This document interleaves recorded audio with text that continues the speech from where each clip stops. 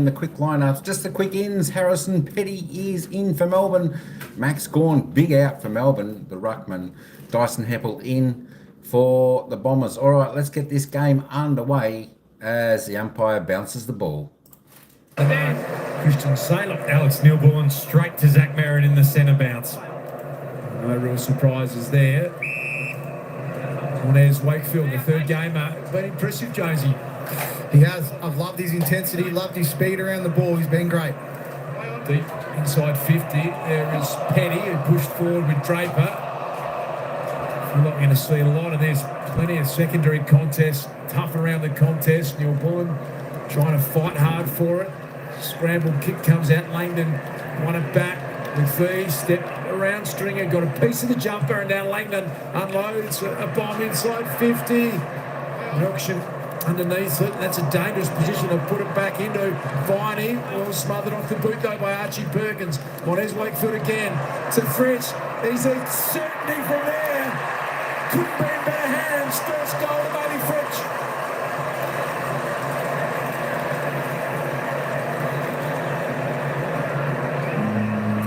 Does not need a lot of space, Bailey Fritsch. He's such a consistent goal kicker. And an ideal start there for the D's.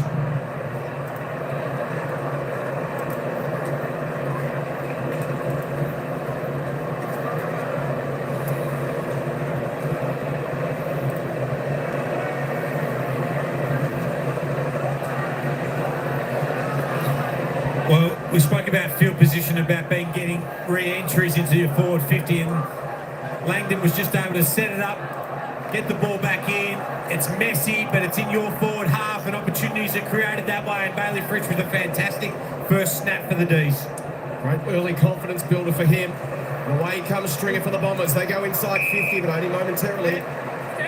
Chopped off by McPhee. Short to Rivers. Switched into the midfield in the absence of Christian Petrarca. Added another dimension to his game. Shot with Caldwell to begin proceedings. Petty coming over the top. Sparrow there. Here's Pickett. Game 100. Flips it out. Tolstrup. In the path of Fritsch. Couldn't control it. Coming back the other way was Windsor. Perkins gets it to Caldwell. And then kicks it into the back of Langford, who goes and finds it. Handball wide, trickles to the line. Umpire says, throw it in.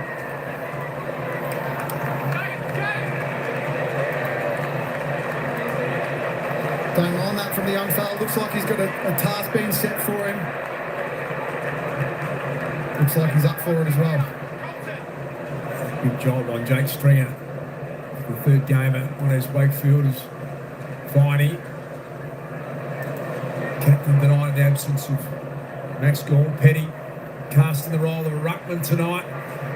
Head to head with Draper, and they keep it alive, the D's, but slippery Sharon goes out of bounds. You can really see what Petty's trying to do. If you're watching that contest closely, he competes in the ruck, and as soon as the ball hits on the ground, his follow-up, his ability to then quickly outnumber on the ground, there's his intent. That's the opportunity the Demons have.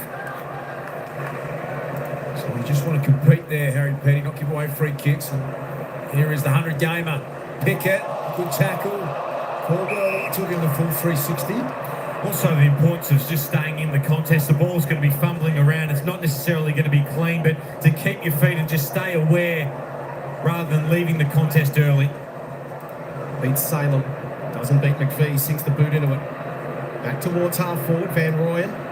The scrap with Kelly. Tholstrup just barreled off it by Merritt. And the ball's flipped out. Chance here for the Bombers. Guelphy to Martin. Lovely tackle in his Wakefield. Play on the call. Caldwell strip of the football. D's going in hard. They win that scrap. Viney. And it's going to come back. Durham. The touch kick cut off. Good heat again from the D's. Minnie's Wakefield. Jeez, he started well. Salem pops it up inside 50. And Royan worked underneath it. Martin at the back to tidy up. Some early pressure on the Dons here. Free kick will go to Durham and they can escape. Yeah, Melbourne's pressure's been good so far. going to have to keep that intensity up around the contest and off the ball, send them a couple of run-down chase tackles from behind. Going to have to keep this pressure up on this Essendon side. Sam Durham averaging 21 disposals and 5 score involvements a game. Brad Scott favourite, your senses. That one, though, coughed it up to Rivers. Spears that in the Van Rooyen direction. Ridley brilliant with a fist. Sparrow got the handball out. Bailey Fritz kicked the first. Shins it forward. Awkward one for Melksham. Picked it up again. Can he kick the first two off around the corner? And it will be fisted through. I like Bailey Fritz's start to the game. He's playing with some energy and some speed around the contest. We've seen him hit the scoreboard, but even more so is just the intent in which he's played the first couple of contests with some 5-1 inside 50. So Melbourne doing a good job of controlling territory so far. Started the season hot, kicked 21-9 in the first 8 games and only 11-10 in the last 8. So to get on the board early tonight's been important for his confidence. Draper takes Essendon's first mark. Merritt, old kick into the corridor, opens things up for Martin. Kelly, and they switch aggressively to the southern side. Ridley with some time. Next link in the chain is Caddy.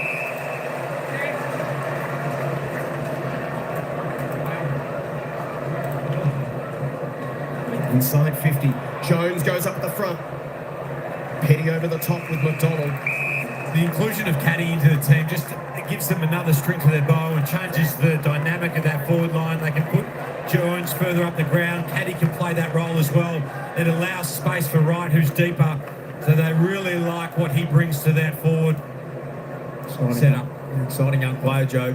Caddy, as you said, he's got some excitement already. Handball from Jones. Wanted to find Merritt, but Kyle Langford 50-metre penalty. Huge result. This is gifted goal to Kyle Langford. Pretty hot on it as well. We've seen them be a little bit more lenient as the season's gone on and given players an opportunity to get back if they've just overstepped, but umpire was right on it at the beginning there. Felt red hot, didn't it? And you could see the quizzical look from Cozzy. Asking the question, but this is directly in front. Kyle Langford, class finisher, 33-21 he's got for the year, directly in front. And Kyle Langford gets the Bombers first.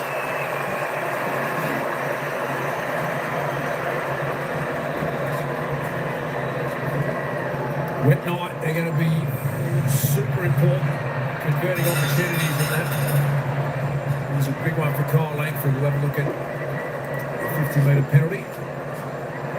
Just seems to be a natural forward for mine. He's consistently kicking goals, 51 last year, and that was his 34th in 2024.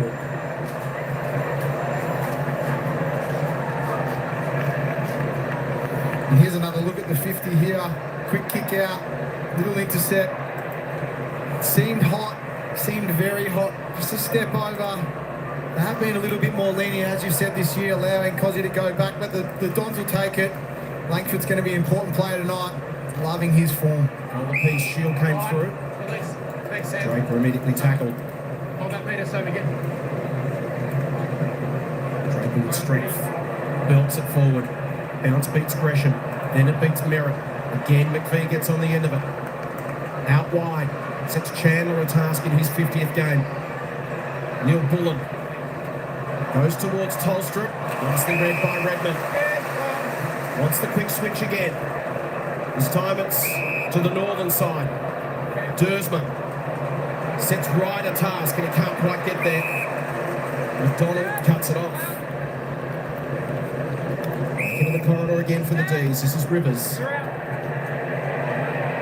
Heading off is short. Kick misses its target. Can Essendon punish? Durham. Martin's kick not great, but it'll still be okay for Wright. Pulls the trigger on the handball to Merritt. He's got a 4-on-1 inside 50. Hits, doesn't go there immediately. Waits for some support. Lever over the top. McVee can clear. Windsor against Wright.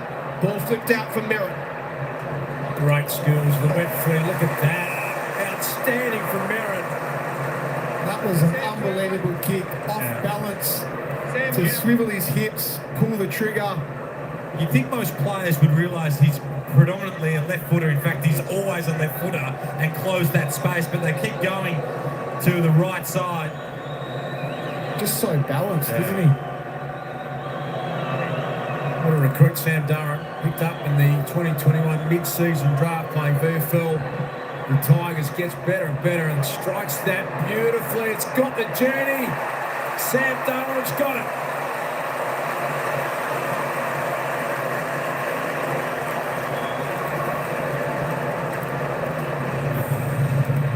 He seems to be excelling in the Brad Scott era. Sam Durham, beautiful kick. Great competitor. Great value.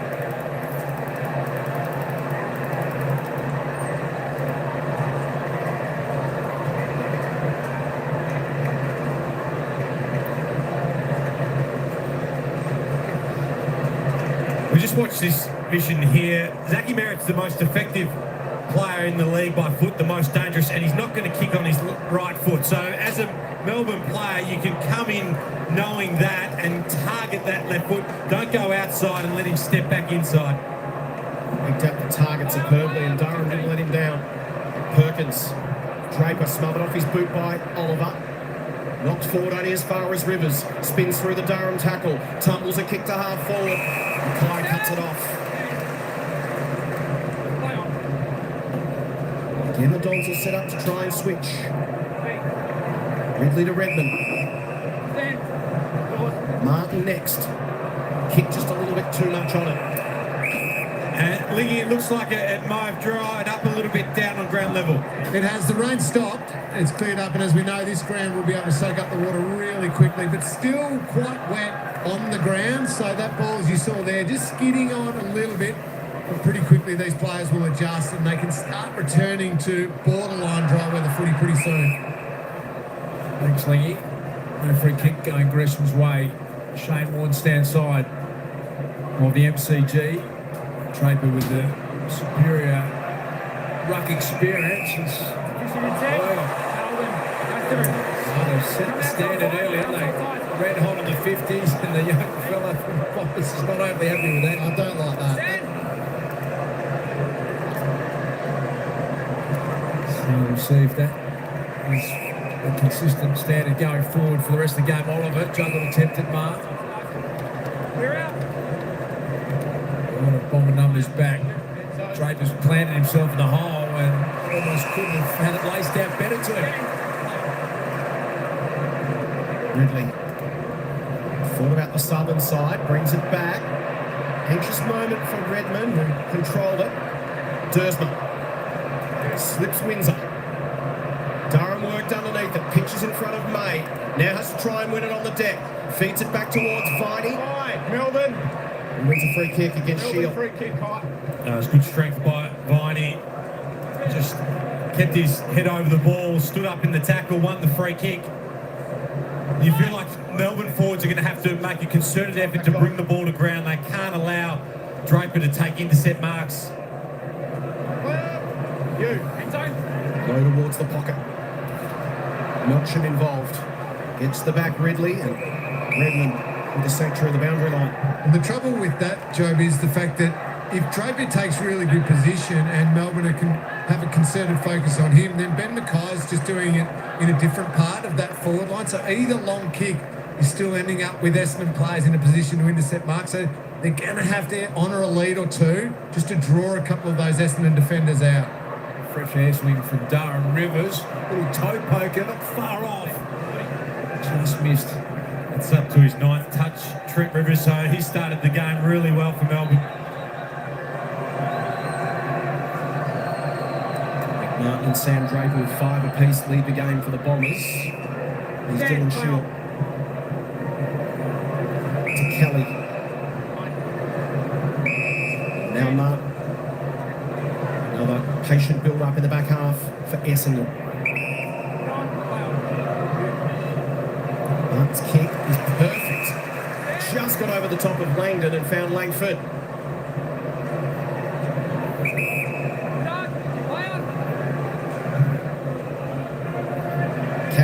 of this contest. Through his hands. May, hauled in by Minis Wakefield, taken down by Gresham. Cox, Caldwell, Shield, pops a handball. Guelphy, Bombers building. Martin, inside 50, multiple options. That's just beautiful offensive play, their ability to be able to go from inside of the contest, that contest down the line on the far side, and then chain out. It's been synonymous of their play all year, and then their forwards. Paddy steps around. It's been the one part of his game he hasn't quite put together yet. Their forwards lengthening quickly to create options out the back. 3-7 now for Nate Caddy at AFL level. Acrobatic mark from Dersma, and then Stringer perfectly placed kick. George Stringer gets a chance to line up for his first of the night. That piece of play there just shows the importance of field position. Although Caddy missed the goal, they're in their forward half. They're able to defend the ground, intercept there as you see with Dersma. The ground's open, there's space. Beautifully placed kick on the re-entry. 5, couple of rounds back in round 15 against the West Coast Eagles. Picture of concentration. And just a little left to right bend on it from Jake Stringer. And just a good lesson for Windsor in his first year. That's where you've got to try and get some body contact on. You can't just allow an opposition player to just take an uncontested mark. You've got to at least bring the ball to ground, provide a contest. May to Minis Wakefield. Over the head of Turner. Past Van Rooyen. Scooped up by Shield. Langford. Right. Good pressure, Chandler. Force the turnover. Then he runs straight into McGrath.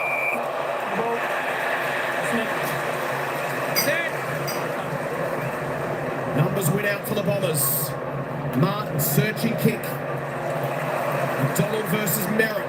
Clever handball. Caldwell. Caddy again. This time he pops it over the top. Stringer's got it in the pocket.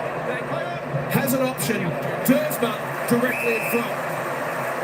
Well, they're just able to take the ball off the line really quickly, Essendon. You can see their foot skills coming to the foray, and they're happy to find the free. And you talked about it, Jonesy. They're really conscious of lengthening the ground really quickly, getting over the back of Melbourne, who want to press up. And that's allowing them to shift the ball. And when they lower their eyes like that, there's free players streaming forward off the back of quick turnovers. Apologies in advance if there's a commentator's curse here, but he's kicked 18-2 since the start of 2022. 6 straight this season. That's a relief. He doesn't miss many.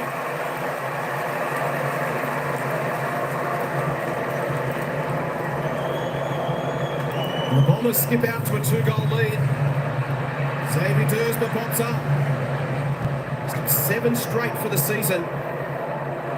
And then Essendon out to a little early buffer.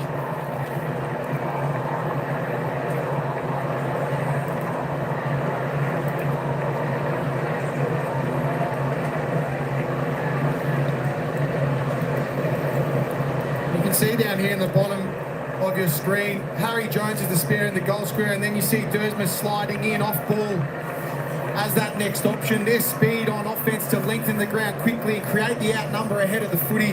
That's causing a lot of trouble on Melbourne's defence and a breakdown on the contest line. Last 10 minutes of this game, Essendon had 18 handballs to 2. As Lee said, it's heading towards dry conditions. They've got all the run, the Bombers. Here they're coming in. Dersma with a bullet-like pass, looking for right.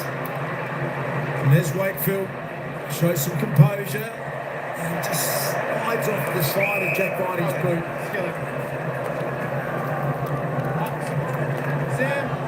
As it had the majority of the play in their forward half of the ground, and they'll enjoy this too. Have a look at the differential of the disposals. 46-18, 16-6 marks. They're just controlling the ball at the moment.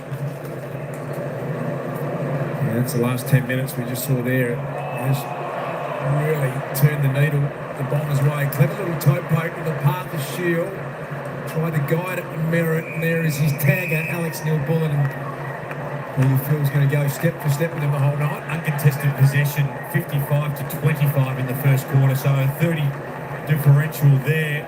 Bombers just owning the ball at the moment, 77-45 disposal. So Melbourne had some time in possession is Dersma again. Well done, Pickett just stole it. Fritsch needs a contest against a couple. Ridley did well. Shield turns to half forward. Now it's Melbourne with numbers. And McDonald uses it to his advantage. The Melbourne forwards are going to have to compete harder than what they are at the moment. If they've got one-on-one contests, they have to bring the ball to ground. Turner tries to do just that. And Chandler with the crumb, but nowhere to go. Dersma involved again. That'll allow them to get better field position, which will allow them to set themselves up defensively and control territory. Eddie the tap, pick the crumb, Caldwell the tackle. Play. Stands up. Yeah. Become Jai Caldwell, Joe. He's just got that great balance of defence and offence, hasn't he? Yeah, speed and intensity, and wants to compete. Him and Durham have added a really great string to the Essendon midfield. Draper becoming an influence early. He's got Langford as the deepest forward. Pops it in that direction. Right. Harry Jones in front. Has claimed the mark. Play on their fire. He's not having a bar of it. Next thing is kick the goal. Touch as well. He's going to come back for a ball.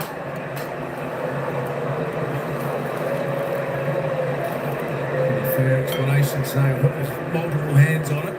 Essendon fans aren't buying that. And Draper. That was inventive and it's going to be brilliant. Darius was missed though. It was Terry Jones in fact. Thought that was a certainty 10 metres out. Goal goes begging. That's a mark for mine.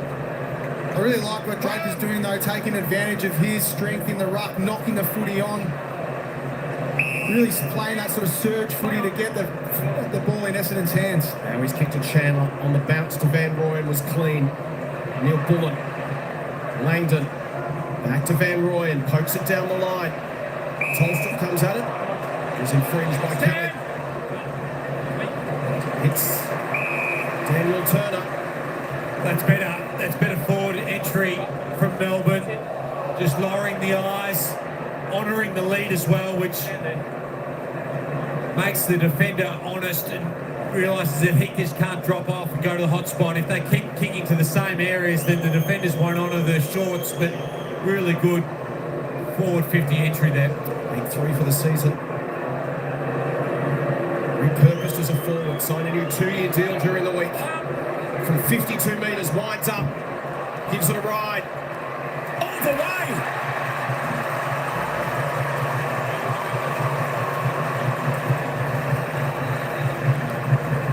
Fantastic finish from Dan Turner. The margin's back to 7 points.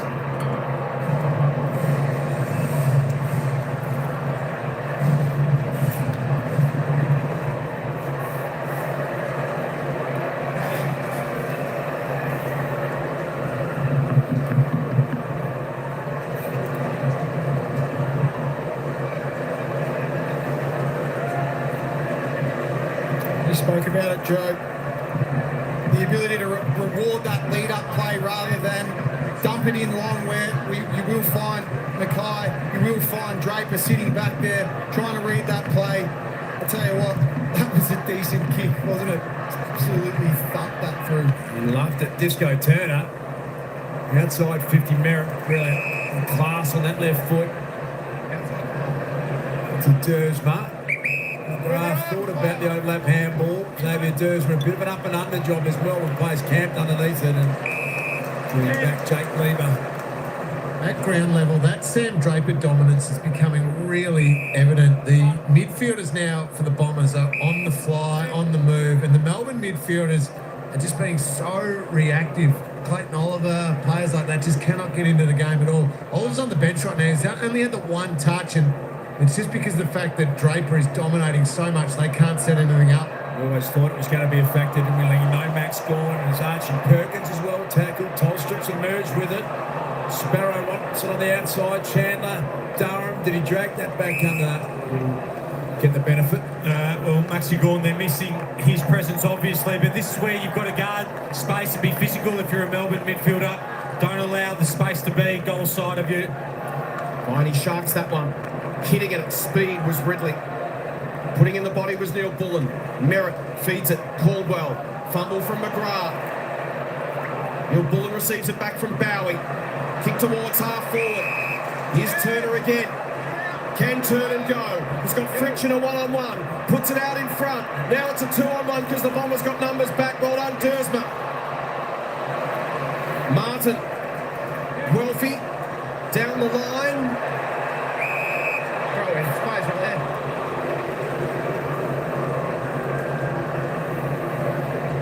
That kick needed to go in quicker. Just thought about it for a fraction too long, which allowed the Essendon winger to get back in and become a 2-on-1 rather than a 1-on-1 for Fritsch. You mentioned Clayton Oliver Essendon. waiting to come back on. And Draper, as Lee mentioned as well, a real factor. This is disposal number 9 and really taking advantage of the inexperience. Harry Petty in the ruck. Heppel releases the handball. The agility of Ridley is brilliant to watch. Awkward one for Guelph. Went back and picked it up. Ridley again. Inside 50 they go. Stringer's got behind McPhee. It's going to be McDonald, who did really well. Smashed it over for a boundary throw. And not for the first occasion. You've seen Essendon forwards behind their Melbourne counterparts. Melbourne want to press up, which relies on pressure on the footy. They want quick kicks that they're in better position for. If Essendon can break through the contest, they'll have 3 forwards behind Melbourne defenders. Durham pushes it to the pocket and out of the full. Quality of delivery inside 50 tonight just feels like it's going to be such a huge factor. We know how well Melbourne set up behind the ball. It comes in long and high. They'll cut that off all night. Much could be said at the other end, really. How can the D's work their way out of here? This is May. Langdon, as he so often does, provides the option. Good look around Ed Langdon. Pull the play on. Down line, well done Mackay. Aerial strength is his one wood and took advantage. That will work. Kick through the corridor to Nick Cox. We've got some more over that run. Jordan Ridley has been brilliant since returning from that quad issue to Caldwell. Build up. Pretty strong right until then. Just missed by a couple of centimetres and enough to go out of bounds on the full. We just see the disposals and the way in which Essendon want to move the ball. They're up to 103 disposals just to Melbourne's 66. So despite the weather and the wet conditions, they're still happy to possess the ball, control the tempo of the game. The plus 37, 32 of those are uncontested. Here's a chance for the D's. Van Rooyen, Rivers handball. Well done by Martin. First he got a hand in, then he won it back. Cox to Caldwell. Now Redmond to Ridley. The discrepancy in that disposal count that you mentioned before is in the handballs, though. You look at it, 19 to 45, and that's the highlight. Essendon's ability to be able to link and chain with their hands. McGrath takes on Van Rooyen, runs to 60, sizzles it inside towards Stringer. Great defensive effort from Neil Bullen. Viney confronted by McGrath. And here's Wakefield crunched by Merritt. Windsor goes down the line. Chance here for the D's to set something up late. It's Melksham. We'll have to wait for some support, and now it arrives. And the former Sparrow has a launch at it. Did well head ball, and then he's taken on a tackler and got nailed. Cosy get 100. Light gift for Pickett.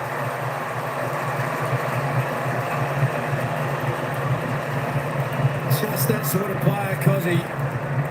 Doesn't need many chances or much space, and that really something from nothing. 25 seconds until quarter time, and back to a 1-point game. It doesn't really feel like that tells the full story.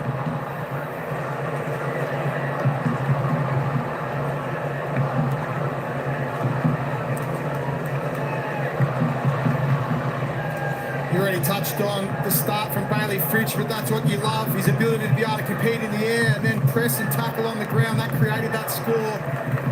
What can't go undervalued in that piece of play, though. Jake Melcham's kick to advantage, allowed Fritsch to compete 2-on-1 and get that footy on the ground They've for really- the troops to then arrive. Yeah, they've really missed his intelligence as a forward.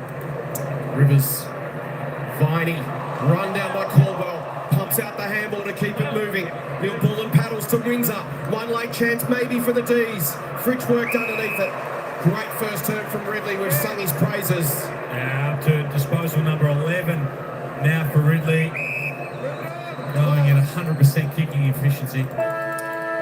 Quarter time, Saturday night football.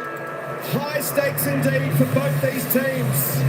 And a quarter time, very little to separate them. Essendon 3-3-21. Melbourne 3-2-20. All right, so there we go, folks. First quarter is done and dusted here at the MCG. We've got Melbourne 3 goals to 20. They trail the Bombers by 1.33-21. Just both teams feeling each other out there at the moment. Melbourne with a good start, but then, of course, the Bombers pegged them back and had the momentum. And, of course, Pickett late in that first quarter snagged a goal for the Demons that got them back within 1 point. It's a good game. We had a little bit of rain. Now it's dried up, so we're in for a close cracker game today.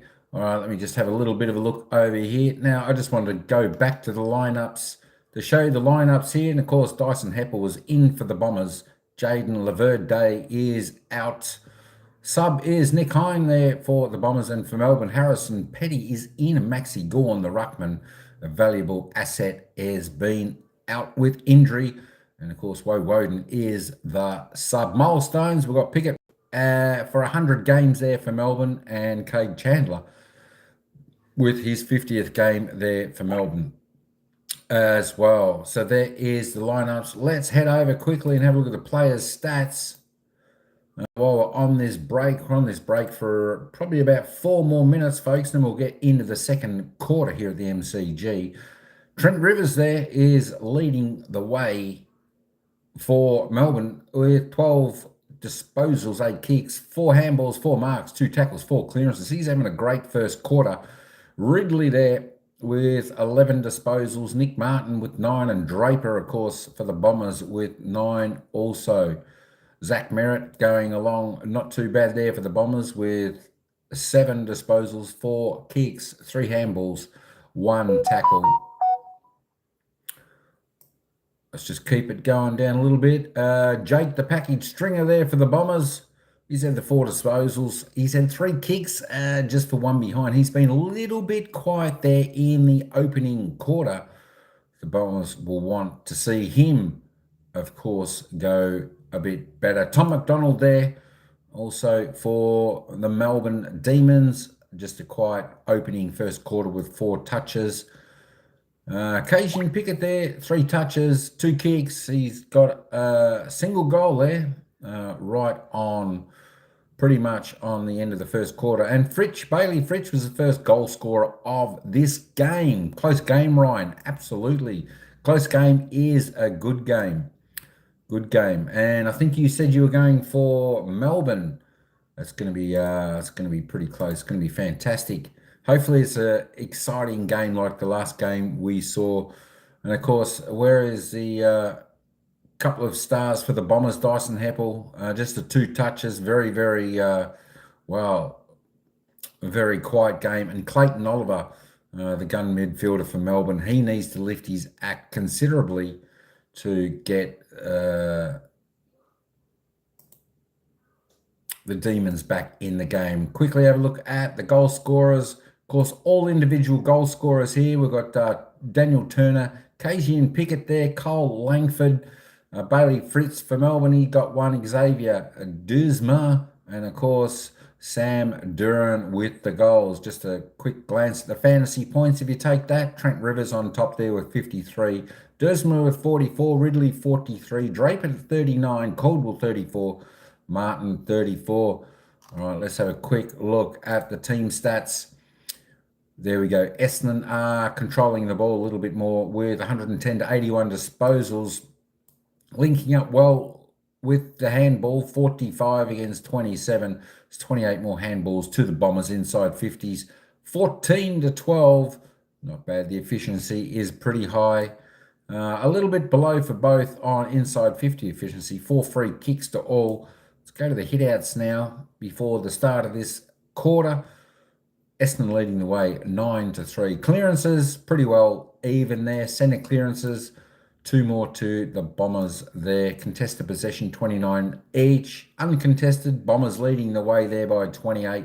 Turnovers pretty much the same, 22-19. Looking at the marks, there we go, Bombers a few more marks, but the valuable marks there is the inside 50 marks. Only 1 to Melbourne, whereas the Bombers have been able to get 6 inside 50 marks, which will get them a shot on goal. Of course, the scoring is 3-2 to 3-3. The Bombers leading by 1. The tackles 14-12, both bringing a little bit of pressure. That being said, it's quite an open game. Tackles inside 50, Melbourne 3 ahead. Bombers yet to do one, which you need that to put a little bit of the pressure on. Let me just ramp that up there. Just have a quick look at the ladder. This is actually the live ladder. So if Essendon win this game, they will go to 2nd on the ladder. And of course, Melbourne 10th on the ladder. But if Melbourne win, they will leapfrog and they'll go to about, Melbourne will end up going to 6th on the ladder if they win this game. So there we go. There we go. So there is all the stats, folks. For the opening quarter here, players are back on the ground. They're getting their positions. We'll take you back to the game now. Thanks, Ryan, for hanging in there. And we'll get this second quarter underway. A couple of times going the other way, a couple of mistakes, and it's cost them dearly. A big call not to play a recognised ruckman in the absence of skipper Max Gawn, and Sam Draper was in great form against the Pies last week, and so far, on 9 disposals, he's asserting his dominance over the opening term at the MCG. We're going to head back there now on Fox Footy. It's the D's and the Bombers. Who takes the first centre bounce and was always scheduled to do some of the ruck work. Here's Cozzy, fleet of foot as always, and a little toe poke. Oh, Langdon, brilliant. Good opportunity, they're running hard. Oliver trying to insert himself into this game. Open goal square, Melksham had the body strength. Well done, Jake Kelly, equal to the task. Just saw the Cozzy speed around the contest there. They're going to need that. If they can't win it in the ruck, they're going to need players at ground level who can impact. Ridley's kick in, cut off by Oliver. He's had 2 touches in 20 seconds after having just 1 in the opening term, and he finds Melksham.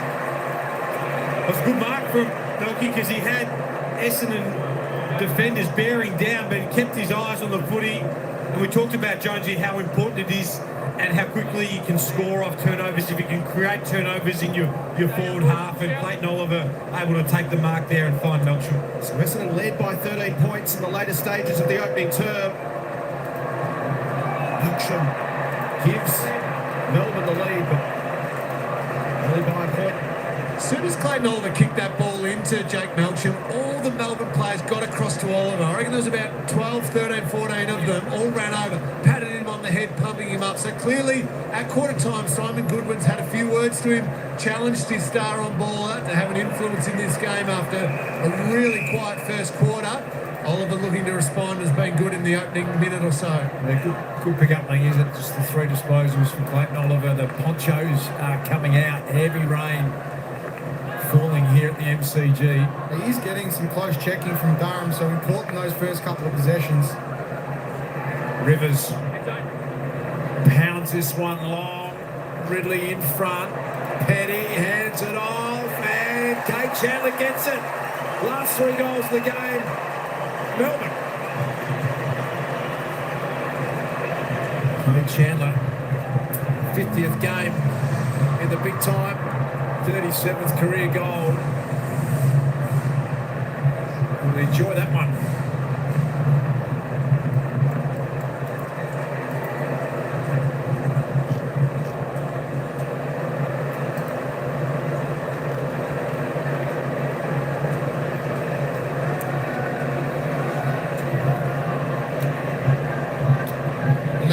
Stoppage win here.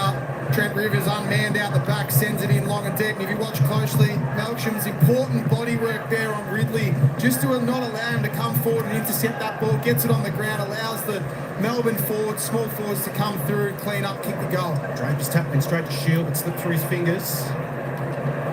Windsor against Nick Cox. Coming back the other way, Neil Bullen. Off to Rivers. Spirals it off the left inside 50, off the contest. Ridley found his boot. Pushes it wide. Jones versus Langdon.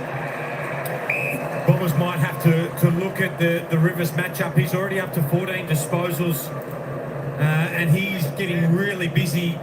7 contested possessions, 5 clearances, and 3 inside 50. So he's the one that is getting a hold of the Bombers in the midfield. Kick inside 50 from Neil Bullen. Beats all comers. And finds the line. Great story, Jones, is that Trent Rivers stepping up in the absence of Christian Petrarca. 93% midfield time he's had since Petrarca's been out. He couldn't do it much better than he has. No, he's absolutely slotted in perfectly. I think if you think back to last season, he did get a chance to run through there, so it's not too foreign for him, but the added opportunity, he's relishing the chance. Straight Turner got edged into the contest. Got all the attributes as well. Beautiful long kick, tough and hard, got some speed and power. Yeah, you like the burst that he's got as an inside mid. Well, look out for Cozzy. Came charging through, ran into Mackay. Good decision. And these are the situations where you're on the move and you stay low. Free kicks get paid. Then he guided it down. There he is again. Pickett, then try to back heel if you don't mind. Another opportunity inside their forward 50 here for Melbourne. Down to the second term. See Stephen Mayer out the back there just covering the Melbourne defence. Locked it in and putting the pressure on. They do eventually get the shot at goal from Sparrow, but wrong side of the post.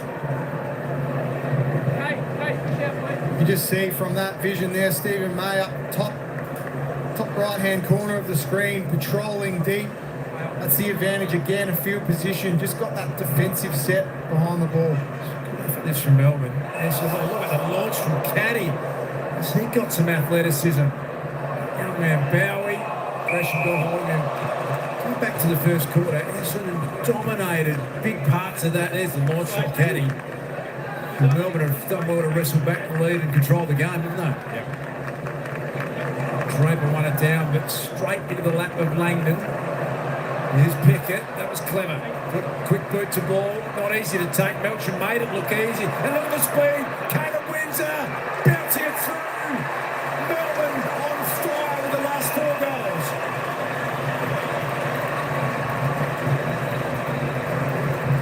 Well, you can't manufacture leg speed. That is just an inherent gift, isn't it? And you've got to look at it then. He just put the turbocharge on.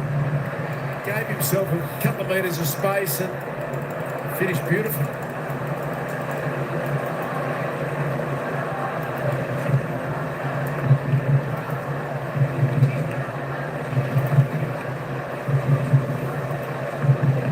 But just the importance of these smalls for Melbourne, just getting the ball forward, and Melksham here takes it and then thinks his way through the situation. Windsor with the follow-up run, but Melbourne dominating the clearance 6-0 in this quarter, 6-0 inside 50s, and it's off the back of their work at ground level. 9-1 in the contest. 20 possessions to 4 for the quarter. Essendon get it into their front half. Langford will get an opportunity here. Merritt out. Spots him and hits him. No kicks easy in these conditions. Just so slippery, Merritt, isn't he? His ability to be able to read cues, watch what's happening, make a decision almost 2 or 3 phases ahead of the play. His intelligence is his greatest attribute, his ability to read the game, closely followed by his kicking ability. This will test that kicking ability. Tough kick in good conditions, but these are brutal right now, so he just sets it up. Draper comes at it. It'll get over the back. Here's Windsor. Hoists it high. Tolstrup will come from one direction. Caddy from the other. Caldwell on the deck. Ball spills out the Perkins direction. He turns tackler. Salem taken down by Martin. Caddy. Merritt. He's buried. Play on. Sock it out. D's defence working overtime. Turner. They crash Flash in, Mackay. Nowhere for Turner to go. It is tough in there at the moment. It's been a while since we've seen a game like this. It is. They've been stronger over the ball and around the contest, Melbourne. And they've made a concerted effort to win the clearance, but also not to be outmarked in their forward line. Great commitment from all players as Draper and a little head kick forward, Jack Lever, safe hands. And now spreads it to Van Rooyen, and he's just giving Draper something else to think about in the ruck with the way he attacks it off the side of his boot. We'll see a little bit of that, and easy defending work from Mackay. Turns 19 tomorrow, Nate Caddy. Have a look at the Telstra tracker there, the deepest forward tonight for the Bombers. I love his intensity. Just that last passage of the players, the rain was teaming down. He was throwing his body in. He moves, it's a big call, but he moves very similar to Charlie Curnow. He's got that kind of athleticism and size and scope. Just hurls himself at everything. Well on Chandler. Beats Martin, who comes back with the tackle, and in they come. I like the adjustment of the Melbourne mids at these stoppages. There's one player almost sweating on Draper trying to take the ball out of the contest. Again, then Draper took it, Viney immediately onto him and affected the kick. So Draper wants to take and kick rather than tap it out. Caldwell's kick of Falcon to Draper. The ball ended up back with him. So, Lingy, from an Essendon perspective, we've seen Melbourne get on top on the inside. What can Essendon do to respond? Well, this is simple. In these conditions, you've got to get in there. You've got to be the first in. Numbers at the ball, staying on your feet, hunting back. There's going to be mistakes. Oliver then just coming back to the footy, getting the little handball. That's what Essendon need to do. Look at the juggle. Then the soccer. Ridley tries to haul it in. Tolstrup takes him down. When you've got a dominant ruckman, you can be lulled into a false sense that everything's going to be going your way and it's going to be clean, and you can start to anticipate and be on the move and be too far forward. And that's what Lingy's talking about, staying in the contest, staying around the footy. Van Rooyen followed up his own work in the ruck. Oliver barred in, as he always does. Windsor, not a bad attempt, and took Heppel's desperation to save another goal. When you look at the stoppages, Melbourne setting their high forwards right up to the contest, creating a lot of numbers and congestion around the ball. That's one important area that's causing difficulty for Essendon to be able to chain their way out like we saw in the first quarter. And the bounce to Langford against McPhee. When the ball is going forward for Melbourne, in the first quarter, Essendon were intercept marking, which meant that they weren't getting any reward for the hard work and for sending extras up. This quarter, they've brought it to ground, which has allowed those half forwards to burst back and be involved. So really, really effective forward play from the Melbourne players. Draper lays it down for Jones. Handball to the outside, misses Perkins, but has some time. Jones provides the shepherd. Perkins down the line. Reading at the back was McPhee. High kick inside the square. Off hands. Turner will track it back. Draper tries to get there first. Turner goes to ground. Free kick, Dan Turner.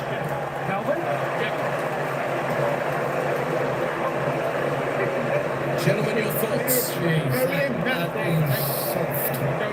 don't see it. For mine, that rule's brought in when it's a really dangerous slide.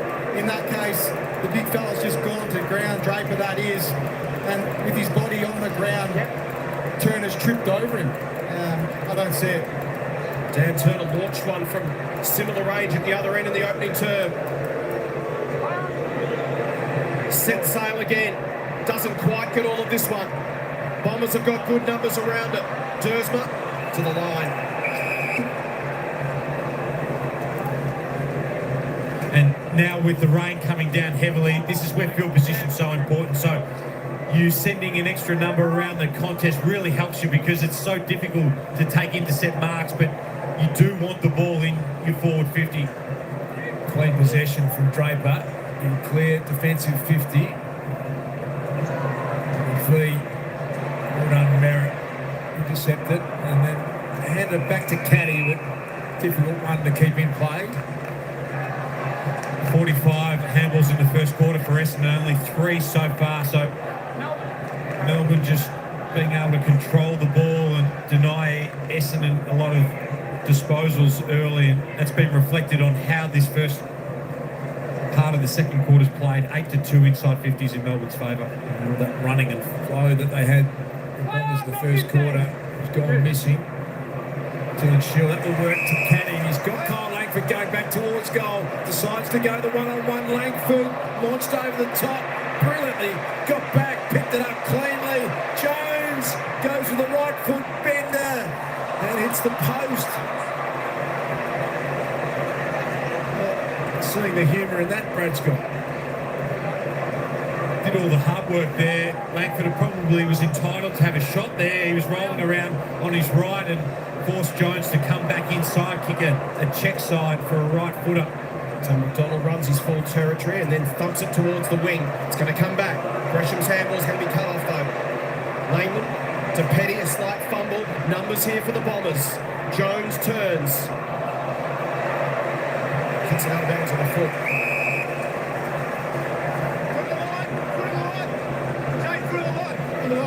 Salem will have it.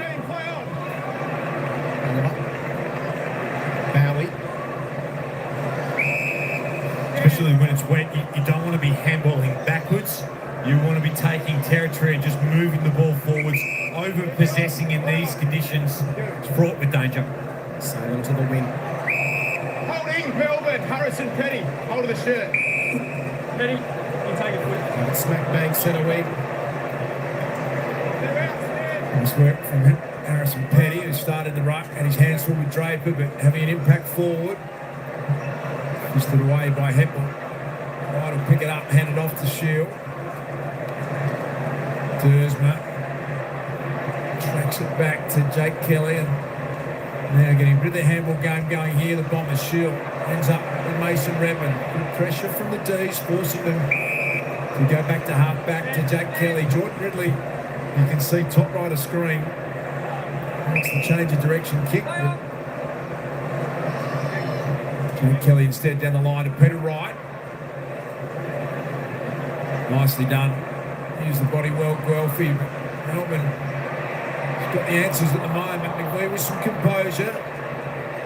Devine just seem to have more time at the moment, Melbourne, and that will be okay to Sparrow. And look inside, has a couple of options. Chooses the first, it's Rivers. Stand now. Good run, play on. Rivers to 50. Fists come over the top. Perkins spirals it back from whence it came. Wright keeps it in. And will go down the line with the weighted kick, which might work for Merritt. It will. Caddy's tracking back. Stringer's tracking back deep, but Merritt hasn't quite got the space off the mark. Puts it wide. And he's answered the challenge so far in this second quarter. Clayton Oliver up to 7 disposals in the second quarter alone after just 1 in the first. So he's responded really well for Melbourne and his teammates. Transfer it all the way out. Shane Ward stands side to Melbourne. Ed Langdon, who controls that wing here at the MCG week in, week out. Over the head of Redmond and out of bounds.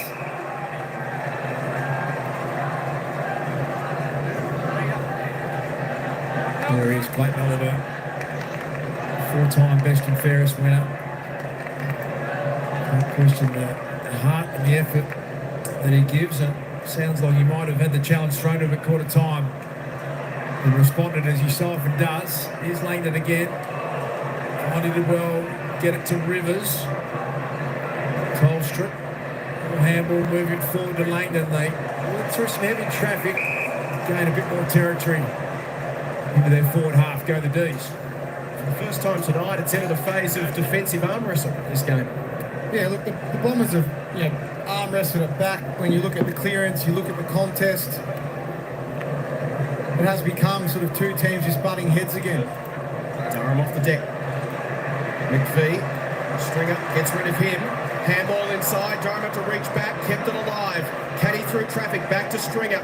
Pokes it to 50. Dersborough will work hard to try and get there. Controls it, flips it. Shield. Martin. Back onto his right. Snaps goalward. Great team goal from Essendon.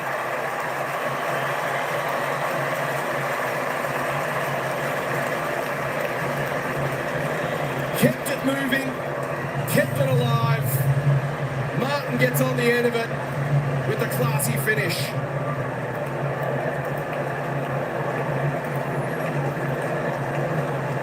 Breaks a run of 4 straight goals rather. Margin back to 8 points.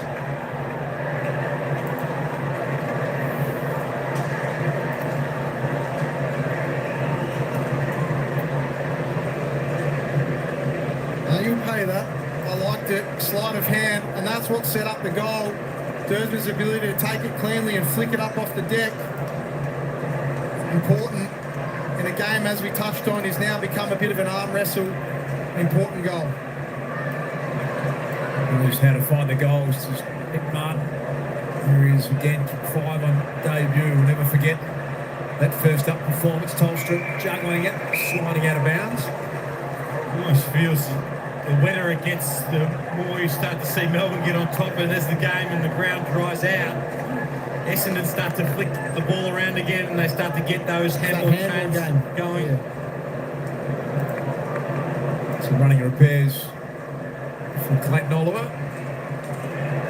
Petty bounced back into his lap. He might have been lucky to get away with an incorrect disposal call. Wins his kick.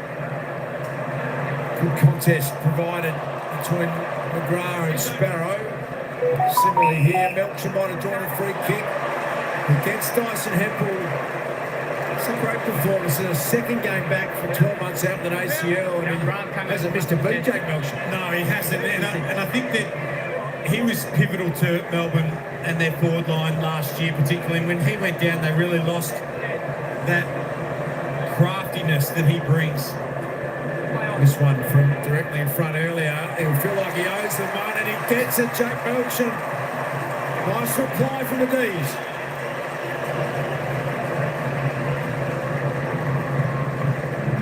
Just seems to have great confidence in his body, Jack Melcher. He's picked it up very quickly. A couple of goals in return last week, and playing his role nicely again tonight.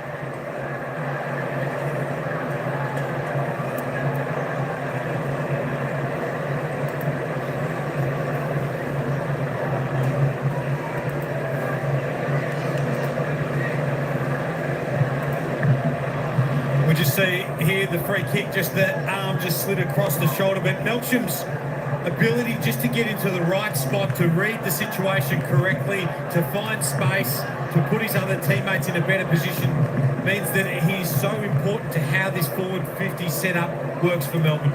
Fine, he just gets it out into space. Neil Bullen continues it.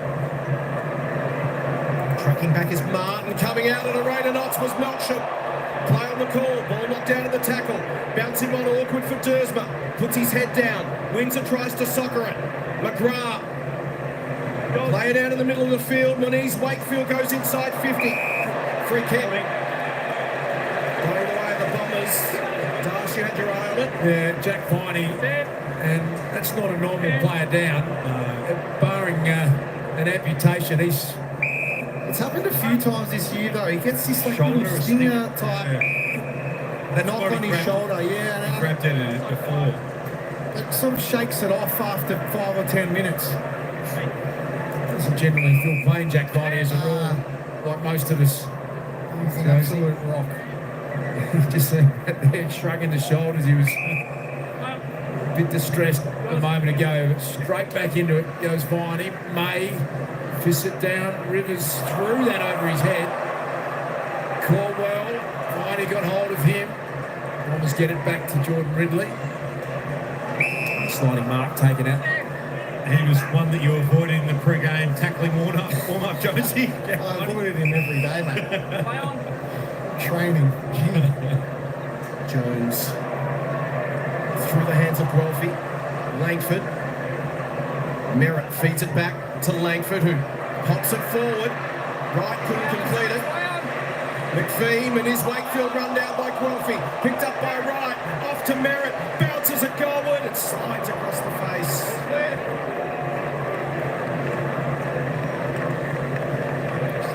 Yeah. No real contact, just an awkward position. Viney Grabbed Contact. Essendon. Essendon free kick going away of the former skipper Dyson Hempel. 15. Play on.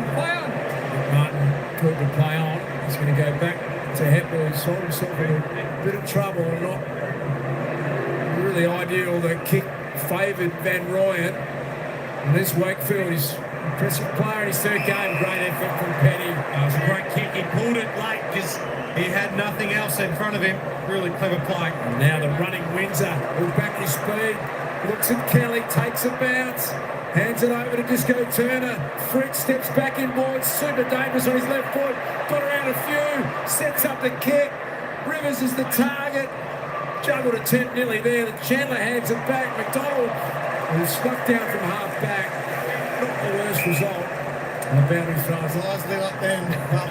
Terrifically defended by the Bombers on that open side. In the speed of Caleb Windsor. Sorry, Jace, that's the difference in this quarter. 65% time in forward half. 12-6 inside 50s. Chandler slips back to Ed, but Hempel there steps over the line. It's favoured Melbourne, obviously owning territory. Then the weather conditions not allowing that link up, transition type play that the Bombers were so good at in the first. And the 5 minutes remaining in the opening half. D's by 13 points. Past Windsor. Jones. Look out, Caldwell taken down. Bowie's handball misses the target. Tolstrup turns tackler. Merritt. His kick affected by the tackle. McPhee can work it back. May. McPhee being pressed by Guelphy. To half forward past McGrath. Swooping in was Fritsch. Taken away by Ridley. Pops a handball. Gresham. Maybe now the Bombers through Shield. He pulled that kick late too intelligently to Stringer. Looks up and sees May, the deepest forward, and I'm not sure what he was thinking there. That was what we all thought was going to happen. Stephen May took an uncontested mark.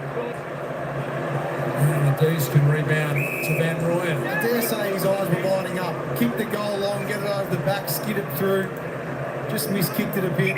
Stephen May running. 90-metre goal attempt there, James. It was ambitious, even with Jake Stringer's capacity. Sparrow well tackled. Dursma got hold of Essendon fans, getting a bit animated here at the MCG.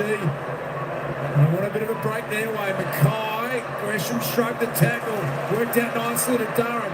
They come inboard, Stringer running past Merritt. He's confronted by the big Stephen May bump. Lever, his partner in crime, goes back, plays a call. Chance now, beautiful pick up Dylan Shield. Right foot snap. Juggle mark taken on the last line of defence by Christian Salem. That was a great decision by Stephen May to come up and influence, and he just put that pressure on Zach Merritt. But you could see the way in which Essendon wanted to move the ball all the way from half back. That handball chain and link up that's the way that they want to get into their forward 50, but a great defensive decision from Stephen May. And Ryan received from Bowie and kicks to the wing. Fritsch left it behind. Langdon. Neil Bullen just escapes the tackler. To half forward for Turner. Controls it on the ground. Runner comes through it. Sparrow doesn't hit the kick. One on Heppel. Diffused a dangerous one. To Durham. To half forward, one-on-one, well presented by Langford, couldn't complete the grab.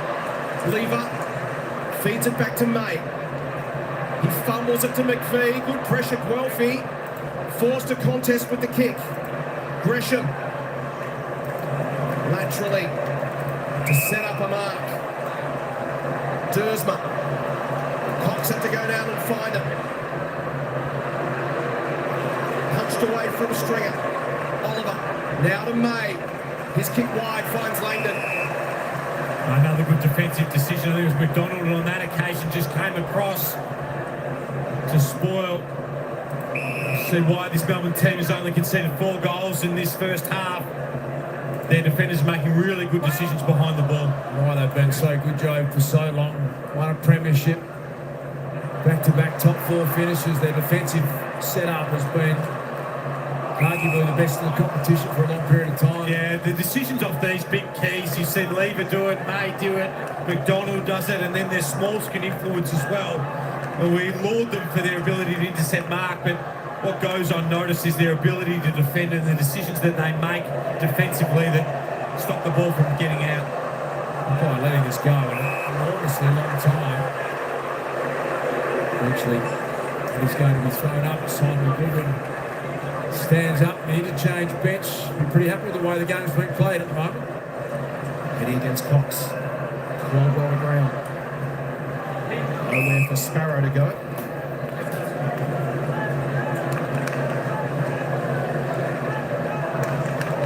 It's the tap. Langdon's been important. Salem had to be quick. Tolstrup versus McGrath. And he belts it over the line. One tactical move that's not necessarily helping Essendon at this point in time, but they're trying to stop the bleeding around the contest and stoppage. They're sending a forward up. But what's happening from a defensive point of view? Judd McPhee sitting out down the line as the spare, which then off that Stephen May sits behind. Durham with a barrel to try and make something happen. Stringer, can he get rid of McPhee? He cannot.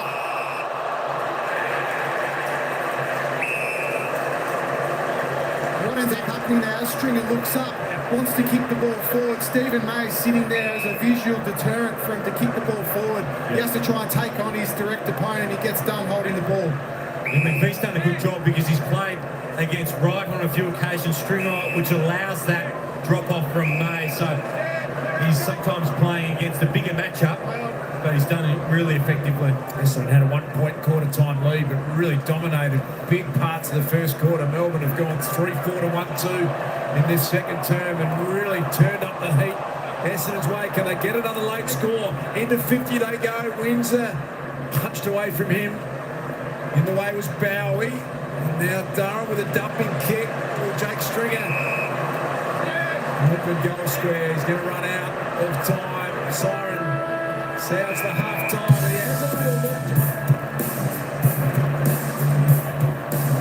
An unrealistic, perhaps, attempted goal there from Jake Stringer. His Bombers trailing the D's after Melbourne really put the foot down and worked harder in that quarter. Jason Dunsell, David King and Joey Montagna. What do you make of this opening half? Working hard, Melbourne. They are desperate. They're showing a real physical presence around the ball.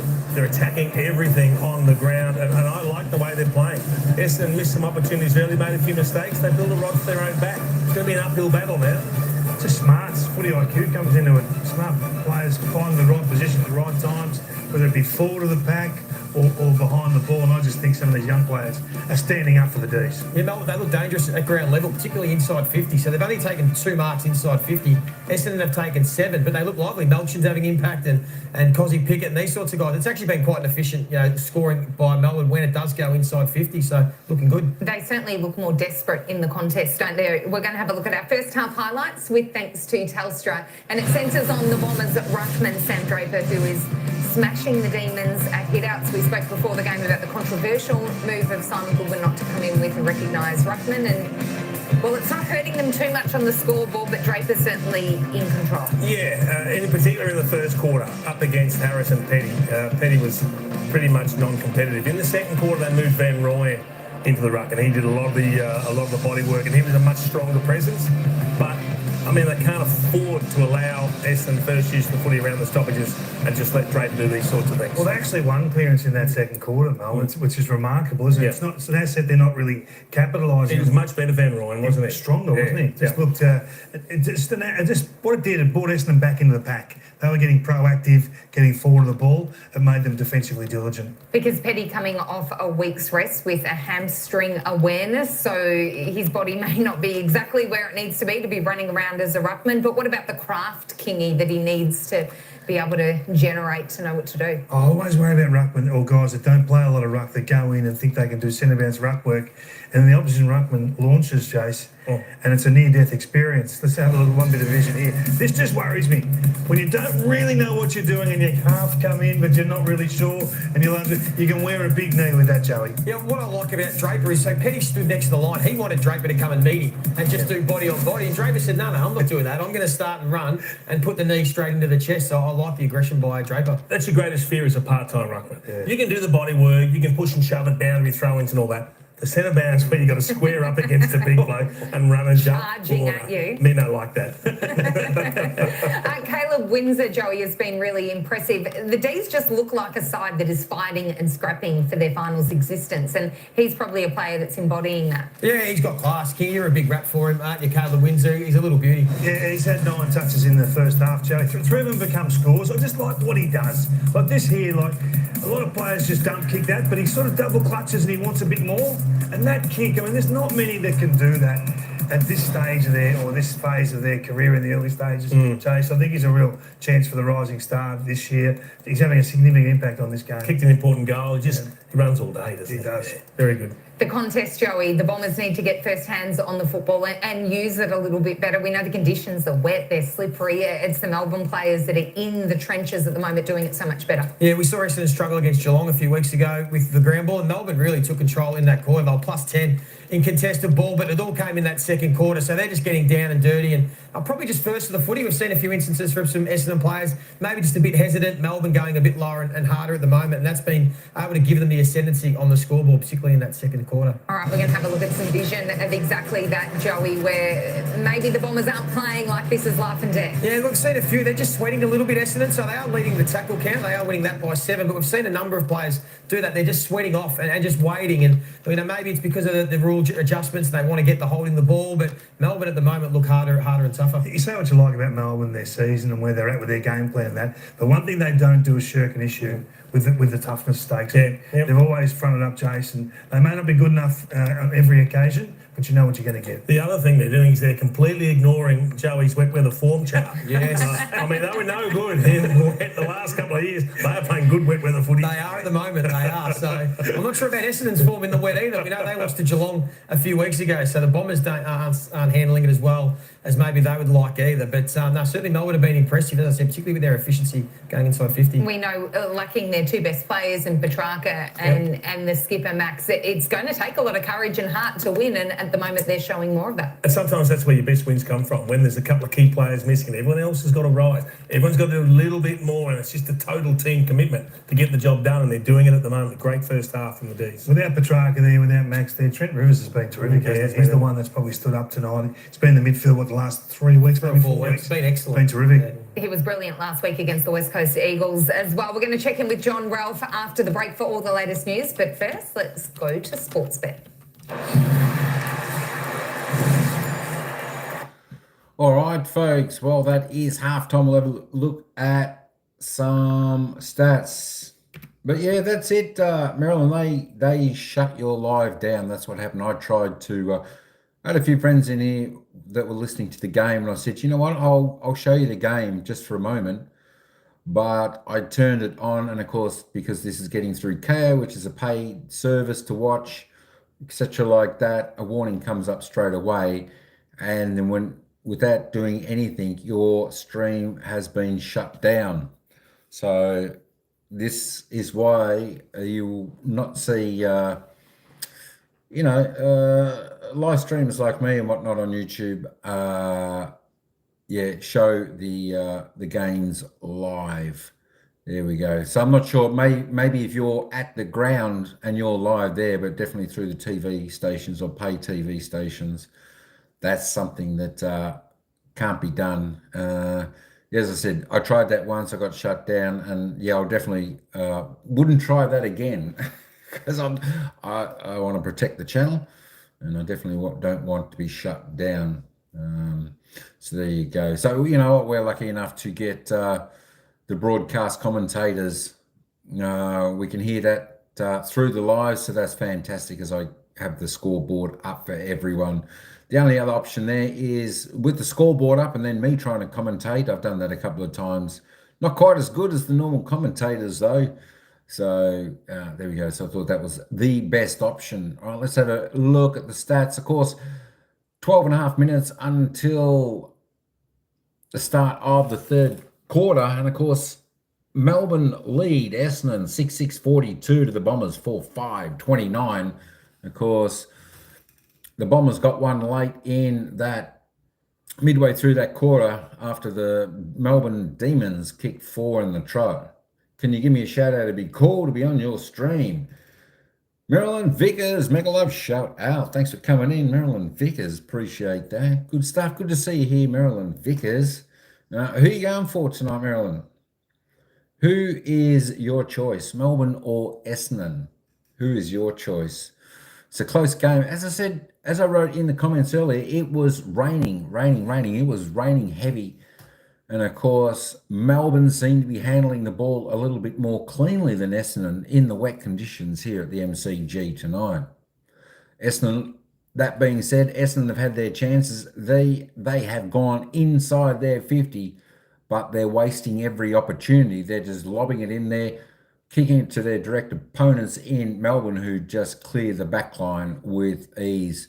So Essendon, if they can get that part of their game right, they'll be back well and truly in this game in the third quarter. They probably need to leave someone down there instead of just bombing it up there where the defensive players of Melbourne are just sitting there waiting for the mark and running it out of the back line. All right, let's have a look at the player stats here. The player stats. Who do you want to win? Let's just have a little bit of a look at the ladder. Before I get into the stats, let's have a little bit of a look at the ladder. Well, the team I go for is actually Collingwood. Marilyn Vickers. The team I go for is Collingwood. Now, Essendon, Melbourne are here on 36, the same points as Collingwood. And Essendon up here on 42. I think that far out of reach, maybe a little bit out of reach, but that being said, it could be all right if Melbourne wins. I don't think it really matters. Melbourne is sitting 10th at the moment. Essendon are sitting 5th. If we actually turn this onto the live ladder, Essendon still remain in 5th on 42 points, but Melbourne will jump up to 6th position. Collingwood will drop down to 11th, which makes it a little bit tougher for the Pies to get up into the finals. I know it's going to be a hard run for them, but Melbourne will jump 4 positions. So that's the live ladder if the result stays as it is right now. But if we turn that off, we can see Melbourne back there. So I don't know. It's a tough call. I'm not sure who I want to win. I think I think whoever wins the season will play itself out. And if the teams are good enough, they'll make it. I think some of the top teams are going to be very hard to beat come the final times anyway. And normally 5th through to 8th sort of make up the numbers anyway. Why are you so nice to me? When I ask the other people, they laugh. I don't know why they would laugh. I think if they laugh, I think that's quite rude. Marilyn Vickers, I think, you've given your time to come in, join my live stream. It's I think it's a courtesy to say welcome in and thanks very much for being here. Good to have you here. Exactly right. Yeah, I don't know why the others laugh. That's not quite very nice. That's definitely not what I'm about anyway. So there you go. Always welcome you in. Thanks for coming again. Let's have a look at the player stats and the leading disposal getter on the first half of the game here. We've got Trent Rivers there for Melbourne's leading the way with 19 disposals. He's got 11 kicks, 8 handballs, 5 marks, 5 clearances. He's having a pretty good game, folks. He's having a pretty good game in these wet conditions. When I say wet, it was raining cats and dogs. So the rain did ease to the end of that second quarter, but the ball remains quite slippery and hard to handle. So we will see. Hopefully the ground dries up a little bit and no more rain come to the second half. And we'll see a little bit tighter, more exciting game. And Essendon can fix that issue with their inside their 50 and have a player back instead of just lobbing it and bombing it. And Connie Fung, how you going? Welcome in. Melbourne, you're going for Melbourne. Good stuff, Connie. Fantastic. Melbourne are going all right. They are There we go. Melbourne are leading at the moment, 6-6-42. They're leading Essendon 4-5-29 at the half-time break. We got 7 minutes before the second half starts, just running through the disposals, seeing who's got the most disposals, etc. Jack Viney, not a bad quarter there for the Demons with 13 touches. Zach Merritt, he lifted his game up there for the Bombers in the second quarter. He's up to 16 possessions, 8 and 8. 2 marks, 1 tackle, 1 clearance. So he's done quite well in that second quarter. Let's just roll down and see a few other. Here we go. Clayton Oliver, who was a very, very ordinary first quarter from him, the gun midfielder for Melbourne. He's picked his game up. He had a good second quarter with 11 disposals, 7 kicks, 4 handballs. I've got to go, or I'll be late for the show. I was going to say bye. Thanks, Marilyn Vickers, for coming in. Enjoy your show. Hope to see you again next time. Enjoy the rest of your evening. Bye, Marilyn. All right. Who else we got down here? Caleb Williams, Windsor, 9 disposals. Jake, the package stringer. He's had a quiet night. Hasn't done a great deal just with those 9 disposals. He's had his 6 kicks. Failed to kick a goal yet. Just the one behind. He's had the 3 marks. The 4 marks, 3 handballs. He's had a tackle and a clearance. Just looking at who else have we got down there. I'll just leave it there for a moment so you can see your people. This is the line, folks, for the disposals. How many marks and kicks in, how many handballs and kicks in total they've had. There we go. So we get down to a few of the ones down the bottom who haven't got many, and of course Nick Cox and Ben McKay there with Jake Melsham, only 4 touches each of them. But Jack Melsham has had a goal. Let's go back up. Let's have a look at the goal scorers. All individual goal scorers here tonight. Looming legacy content. Melbourne winning without Gawn or that's it. Travak. That's it. Travaka, he was a big out. He was a big out. I thought Maxi Gorm would have been well, pretty much a bigger out, but they're getting through there. Let me just flick back just so you can see the scores. There it is. There is the score. Just a moment.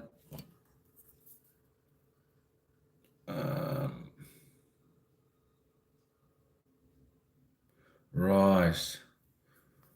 Righty-ho. There we are. There is the score. That's it. But, yeah, Maxi Gorn's up in the coach's box. He's staying nice and warm up there. But, yeah, I tell you, I think Petrarca, I think he's going to be out for the season pretty much with that injury. And I think Maxi Gorn, possibly just this 1 week. It'd be good to get him back. He's a star of the competition. So all individual goal scorers, we've got Windsor, Turner, Pickett, and Melsham for Melbourne all got 1 each. Nick Martin, Langford for the Bombers have got 1. Fritsch has got 1, which was the first goal scorer of the game. Dersma and Durham have got 1 each for the Bombers, and of course Chandler has got 1. If you're doing the AFL, the fantasy point game, Trent Rivers on 85, he leads the way. Jordan Ridley 63, Langdon on 60, Dersma 59, Draper 56, and Durham on 55. Let's have a quick look at the team stats. Let me check the game. Where are we up to?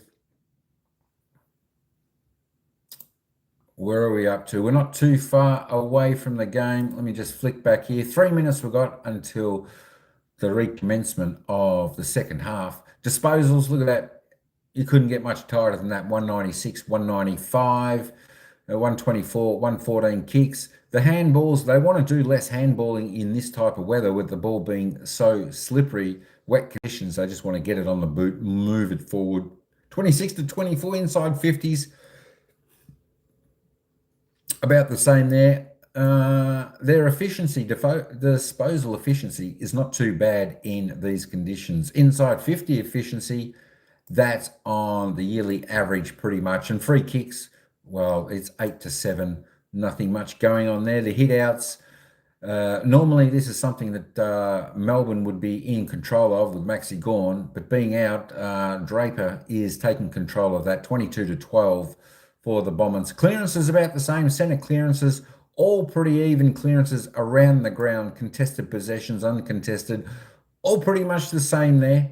And of course, the turnovers 40-42, about equal to the marks 47-44, pretty much similar. Marks inside 50. Essendon have the tick on that over Melbourne 7-2.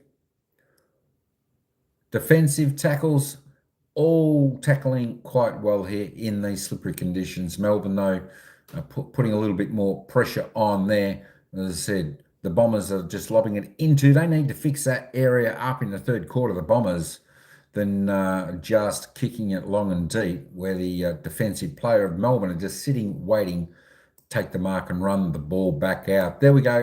The bouncers each, and the 1%ers, they're pretty much doing it the same. They haven't had to use much interchange there, so they will be totally fresh. So that is, let me just whip that back up, change it back over there. We'll be back in a minute and a half, and the bounce of the ball will be coming up. There we go. Don't forget to vote, folks. Oaks. My gosh, I'm getting tongue twisted. Don't forget to vote, folks, for who you think's going to win the game up at the top. You can vote if you think Melbourne's going to win, or you can vote if you think Essendon are going to win. Let's have a look at the voting so far. We've got 27 votes in there. We've got Melbourne leading the way by 56% and Essendon on 44%. Hoping that the grounds dry out a little bit, as I can see now on the pictures. It looks like the rain has stopped and the players are now taking their positions, getting ready for the bounce of the ball to the second half. All right, guys and girls, let's enjoy the second half here at the MCG, where Melbourne lead the Bombers by 13 points. Let's go back to the commentators. Enjoy the third quarter. For the Bombers, they could easily not be in the 8 in a couple of weeks' time as well. That's how much it's fluctuating. Yeah, there's no better time to get Melbourne, let's be honest. No Max Gawn, their number one player. No Christian Petrarca. You just have to find a way, as Jay said, to fall over the line. Ugly or beautiful, who cares? Find a way tonight. Form's just been so fickle for basically all the teams. Sydney had a fortnight where they dropped off. They're back going in, but everyone else been up and down like a yo-yo. These are the games you've got to win if you want to go somewhere. And for all the great work of Essendon, the live ladder right now with Melbourne in front has them 6th and Essendon just half a game ahead of them in 5th. So it just goes to show how much one game can change it. A crazy season. Let's head to the third quarter. In is Pickett. His little handball. Viney back to Pickett. Now they can straighten up and head towards 50. Oliver the short option. Penny offers a lead. Now doubles back. Oliver takes a bit off the kick. Goes towards Windsor. He has been really impressive. Played every game this season in his first year. Slotted in seamlessly. Runs to 51. Towards the top of the square. Off hands. Langdon at the back. Oliver. Tough one. Jones gets him. Merritt uses the body. Viney comes through. Still there for Caldwell. Now to Jones. Scrambles the kick. Gains some important meters, casually going after it, Stephen May. And then a little 1-2 with Van Ryan. And these get a repeat inside 50 opportunity here with Jake Lever. They got Sam Draper's back behind the play. Penny to give the contest, and mark to Draper has been paid. Strong hands in front of the pack. And that's what Melbourne did a really good job of in that second quarter. They brought the ball to ground. They're going to have to be creative. Draper was just parked there. Going to have to try and kick around him onto the lead. Ridley caught it play on. Now Windsor and Cox with a height advantage. Particularly in that position, Melbourne sits Van Rooyen, who's his direct opponent as a ruckman outside, to create that depth to the defence and his protection. But then the onus is on the forward to be able to get a hand in, and you are going to have to cop it at times playing 2v1. Van Rooyen against Draper through the legs of Merritt. Windsor again to get it moving forward, off the boot of Viney and floats out as we head boundary side to Cameron Ling. And Lingy, the conditions as good as they've been for a while? They are, yeah, pretty much the whole half-time break. There wasn't any more rain. I mean, I'd still say it's slippery, but as we've seen throughout this night, it's gone between the really wet, we'd say traditional wet weather footy, to players able to link up with a few handballs and use the ball a little bit more. McDonald to 50, punched away by Kelly, tidied up by Martin, and now the Bombers look to be expansive off half-back. Lovely kick. Jones, but he's held up by Langton. Will go short, not on Guelphy. Next link in the chain is Stringer. He's got Gresham against Lever inside 50. Doesn't like that matchup. So we go longer and deeper to a more central position at Perkins. Really good kick by Jake Stringer. Didn't like, as you called, JB, the matchup that he had down the line. So just changed the angle. We just see here Perkins drifting forward away from his opponent, and then Stringer with a kick that favoured side that only Perkins could run and jump at. Really clever inside 50 kick from Stringer. Just form tapered just a little in recent weeks. A goal here would be so handy. Reduce the margin back to single digits. 40 out directly in front. Straight left.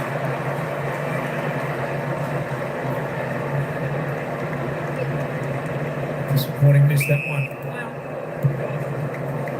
Quick kick from Van Rooyen, launched. He's got some power and athleticism, Jacob Van Rooyen. Looks like they really are favouring him going head-to-head with Draper. Worked well for them in the second term.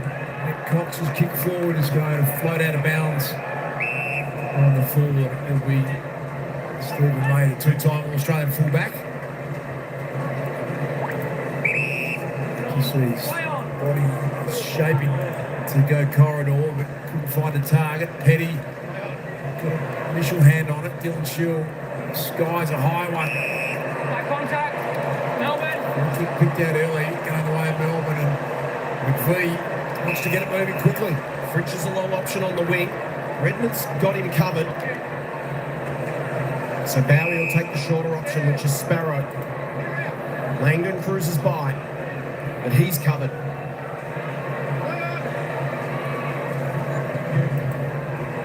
So Sparrow to a contest. Melksham against a couple. And that's okay, Melksham long down the line. At least the ball is brought to ground. It's not an intercept mark. We just see that arm across the shoulder of McVee.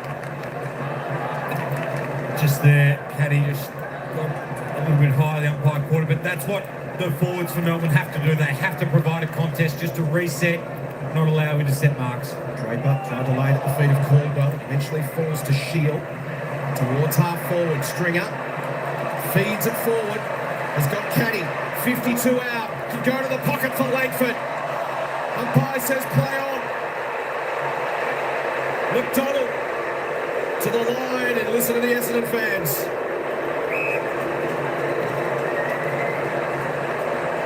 What are you making this one, Joe? Yeah, I think that's a free kick. Free kick should have been paid. Ironed out, that is back trampled on, and the Bomber fans here at the MCG express their displeasure. And Ryan, clean possession. Right, taken by Mackay. Remember the Geelong game where Brad Scott post-game said there was a couple of incidents that didn't go their way and Essendon didn't really recover from that. They had a couple of iffy calls here tonight at the MCG. Harry Jones' mark in the first quarter comes to mind. They just got to get the game back on their terms. Here's Jake Kelly. Looking for Draper. Bowie did well, put the one hand up. It was a clever kick as he was falling to the ground. Sailor. And Tolstrup skies at good hands, Mackay. Geez, that's a good mark. Under all that heat, a couple of players closing. But that's the defensive setup, the advantage of having the ball inside 50. And albeit they haven't got the score on the board yet, I like what Essendon's doing. And they're starting to get back to that Expansive ball movement we saw in the opening term. Shield off the contest. Langford, Perkins run down. Timely tackle from Salem. May just hacks it out. Just that kick there is a sign of the pressure the Melbourne backs are feeling. Repeat inside 50s, repeat opportunities, opening the ground up quick on offence, but stressing them, putting them under heat. Merritt, touch kick, Oliver can come across, commits the body. Langdon, down the line. Mackay at the back. Bombers controlling it early in this third term. McGrath, Ridley, Shield. Half forward once again. Stringer worked on. Well done, McVeigh. Yeah, good mark from McVeigh. Important mark. Bombers, as you said, Jonesy, just building pressure. 6-2. Inside 50s for the quarter. Controlling territory on the ground. Mackay becoming really the set factor in this third quarter. Bombers having a lot of possession. Desperate for some scoreboard impact here. Come all the way back to half-back. It's Gresham seeing a target he likes in the form of Archie Perkins. Been good to play on. Caddy had a closing shadow of Tom McDonald, and there is the Essendon sub, Nick Hine, who was the sub last week as well. Got the full tracksuit on tonight. Retro tracksuit, mid-90s tracksuit. Yeah, that's good, isn't it? Surprised he doesn't have a beanie on as well. Oliver, in fact, tapped it to the front. Durham taken down by Neil Bullen. The ball. Play the first tackle. So there's the explanation. Tried to evade the first one and got nailed in the second. This is the trouble for Essendon, though. You guys have spoken about how many possessions they've had to start this third quarter. That's all well and good, but if they're not going to win any possessions forward of their front 50, there's no point. Because at ground level, Melbourne are just cleaning it up. In the air, they're cleaning it up. That's where the Bombers, about this part of the ground, they've got to win the ball there, get it deep. May kept Langford out of it, which allowed Neil Bullen to grab it, but he's now down on his knees. Stringer tries to work off May. And leading to your point, this is exactly what happened in the first term. Yeah, you're right. Just numbers of possessions through the middle, cross half-back, controlling the footy. Here's a chance, maybe. McDonald puts himself under pressure. May has to hack it out quickly. Langford taken down by Oliver. Hacked out of there in a hurry. Comes to Windsor, and the impressive youngster turns and goes. French crunch from behind by Redmond. Brilliant from Pickett. Pirouetted his way through trouble. Placed it to Melksham. Unsavagely to Langdon. And the D's make them pay big time.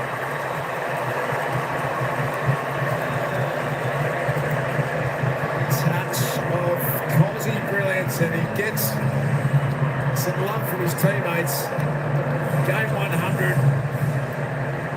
Sheer brilliance from someone who's got a highlight reel that is as good as any. Game high lead to Melbourne. It's a wonderful play, wasn't it? By Cosy. Just electric.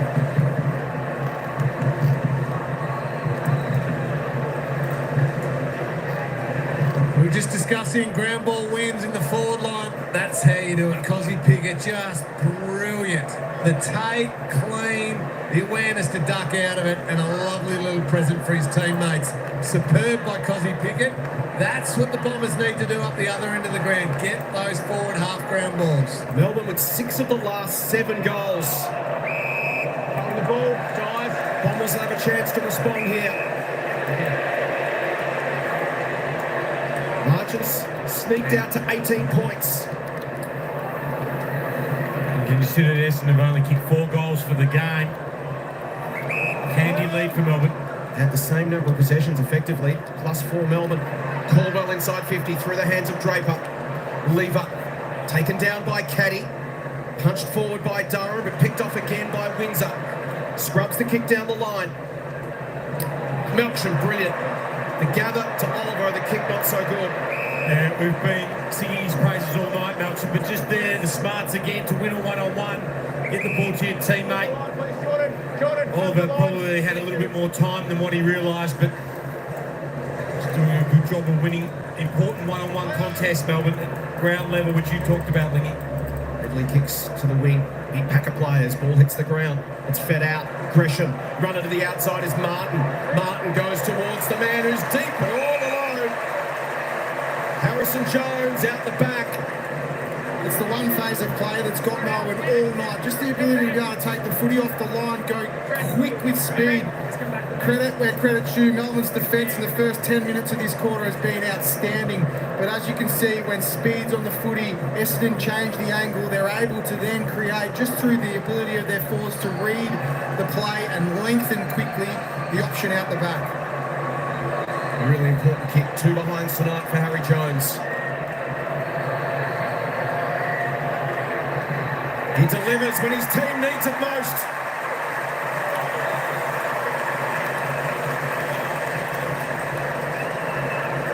Margin back to 12 points. Important goal for Essendon. Keeps them within striking distance. Given we're not sure what the weather has in store. It started to rain again.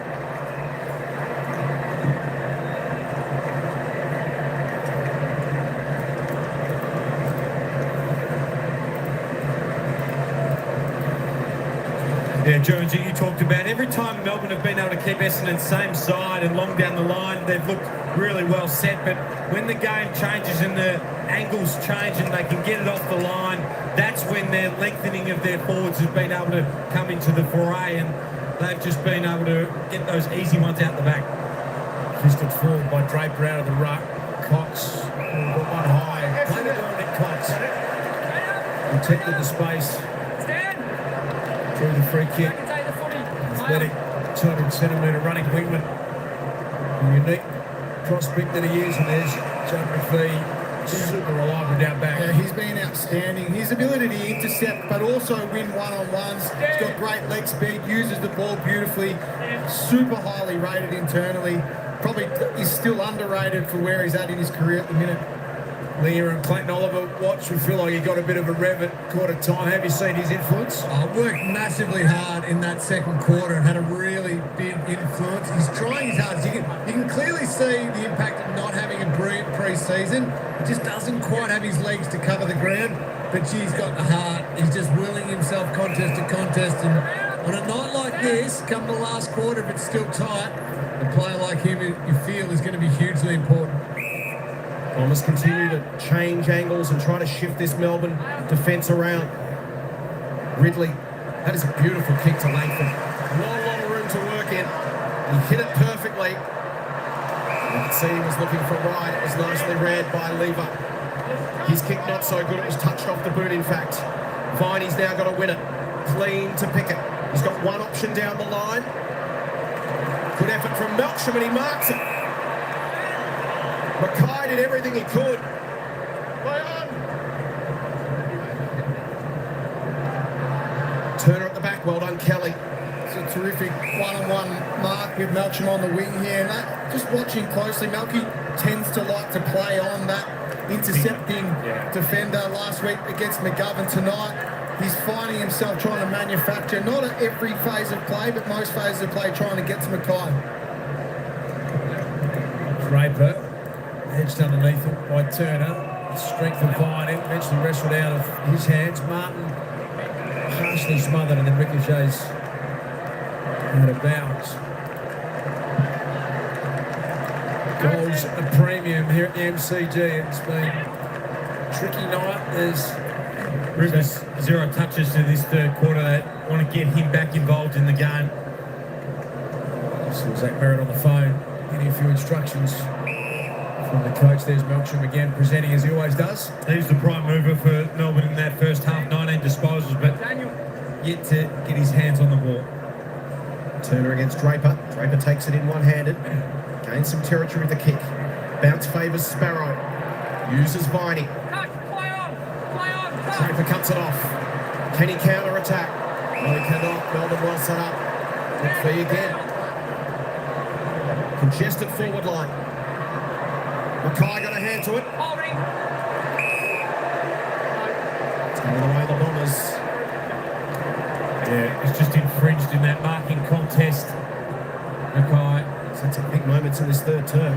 He stood up well. He's just provided much assurity in that back six. I know we don't correlate stats with weather, but it'd be fascinating tonight if we did. Every time it rains, it feels like Melbourne have the better of it. Then when it dries out, it suited the Bombers. At the moment, it's drizzling. Right. Caddy. Will he take on Salem? Can't keep it alive. So with under 8 minutes left in the third term, Melbourne by 2 goals as Sam Draper earns a well-earned rest.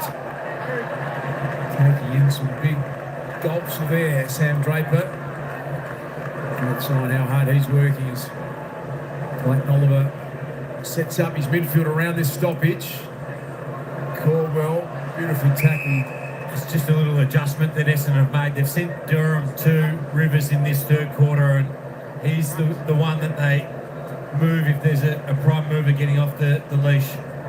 So far, so good. Durham's winning the footy and he's kept Rivers without a touch. Skied high by Jake Stringer, and that was read better than anyone else by May, as he so often does. Short ones onto Sparrow.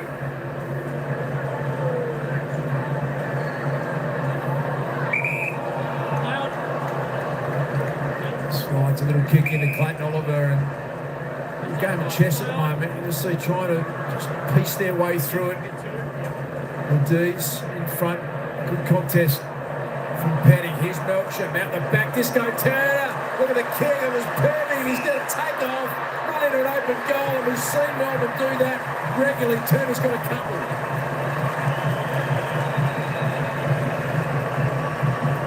It looked like the side that was the most dangerous on the rebound, Melbourne. That was a great lead back towards goal. Daniel Disco Turner. And that feels like an important moment. Melbourne back out to make the game high 18-point lead.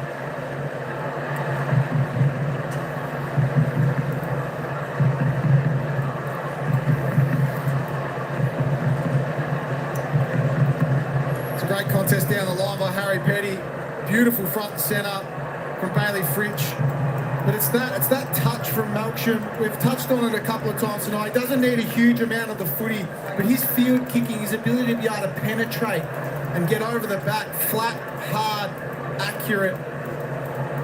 Such an important part to their anticipation from Turner, just sneaking out the back. Ball goes inside 50 for Melbourne again. We just saw it on that replay. He read the contest and was backed away, and Ben lost contact with him.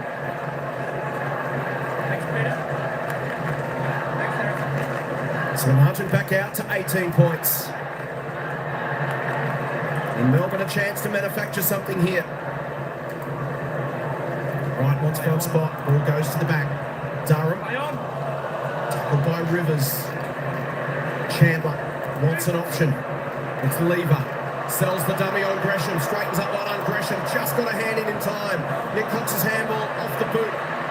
Pickett and Viney got in each other's way. Quick kick outside 50 is Martin versus Meniz Wakefield. Martin flips it back to Durham, who tries to return the favour, but Lever got in the way. Rivers crunched by Nick Cox. Through comes Meniz Wakefield. Merritt floats a handball. Sliding in Meniz Wakefield. Both teams throwing everything at this right now. Doesn't get anything for it, but Stephen May, again, his ability to come up and press just didn't allow that chain of handballs. If he doesn't influence that direct contact, the ball gets over the top and Essendon are out. Terrific defensive play. Tolstrup had it slapped out of his hands. Guelphy decided the soccer off the ground. It might be okay. Caldwell lost his footing, but that was clever. Got it under Stringer. Wants to honour the running of Durham, and it was a good option. He had some linking play from the outside. Guelphy's pushed hard to get down there.